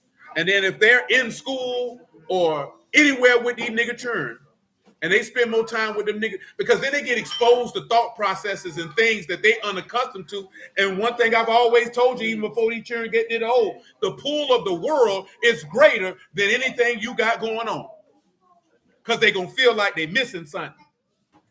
You know what I'm talking about? It look fun over there. I want to go over there where they doing. Because when I'm over here, we can't do none of this stuff. They look, see, sin always look fun until you touch it. That's right. You know what I'm talking about? And their minds are not adept enough. See, I'm telling you, don't give each other too much credit that you think, oh, they just know what to do. They not that bright yet. Now, they know what not to do and what to do, but they don't have the impulse control, the wisdom, and the understanding to understand the ramifications of long-term decision making. They don't have that. You can't expect them to have that. You can't even get mad at them if they don't exhibit that, because now you're putting pressure on a child that they should not be having, because you're expecting them to do more than what they should be doing at their age range. You know what I'm talking about? You have to walk them along, because you would have to know that they're going to have influence from sinners. Basically, that's what nigga churn is too, Bella. Sinner churn. You know what I'm saying? Lil Boot can't hang with no nigga churn. You know what I'm saying? That ain't I wouldn't give a damn. Blood relatives and all. You can't spend the night. You can't go out. None of that.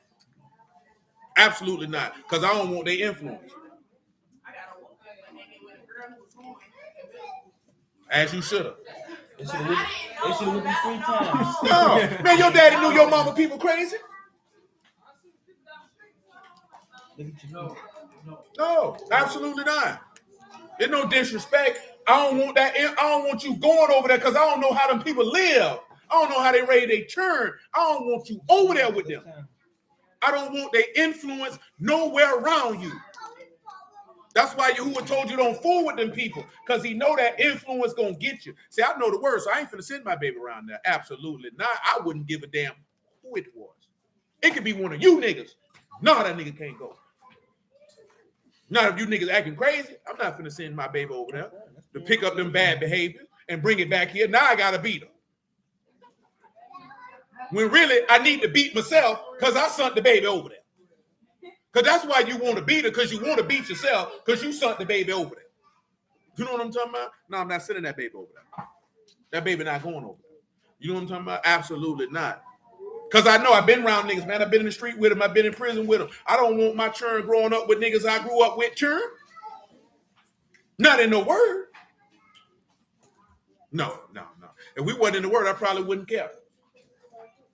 Because when I say that, meaning it ain't going to hold as much weight like, hey, that nigga house you can't go to. But it's not going to be at the forefront of your mind like, no. Because there's some people churn, you be like, oh, God. But see, it's the medium evil churn. See, them the worst ones. Yeah, that's because they balance it. They took them to theory. I'm cold, man.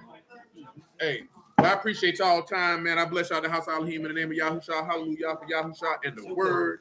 Bless y'all the house Elohim. You who are willing to the next one. Oh, you said that. I'm still on Clubhouse for y'all though. Well, yeah, that's your But yeah, Bella, that's what that really means. Hey, baby. So guess what? Don't go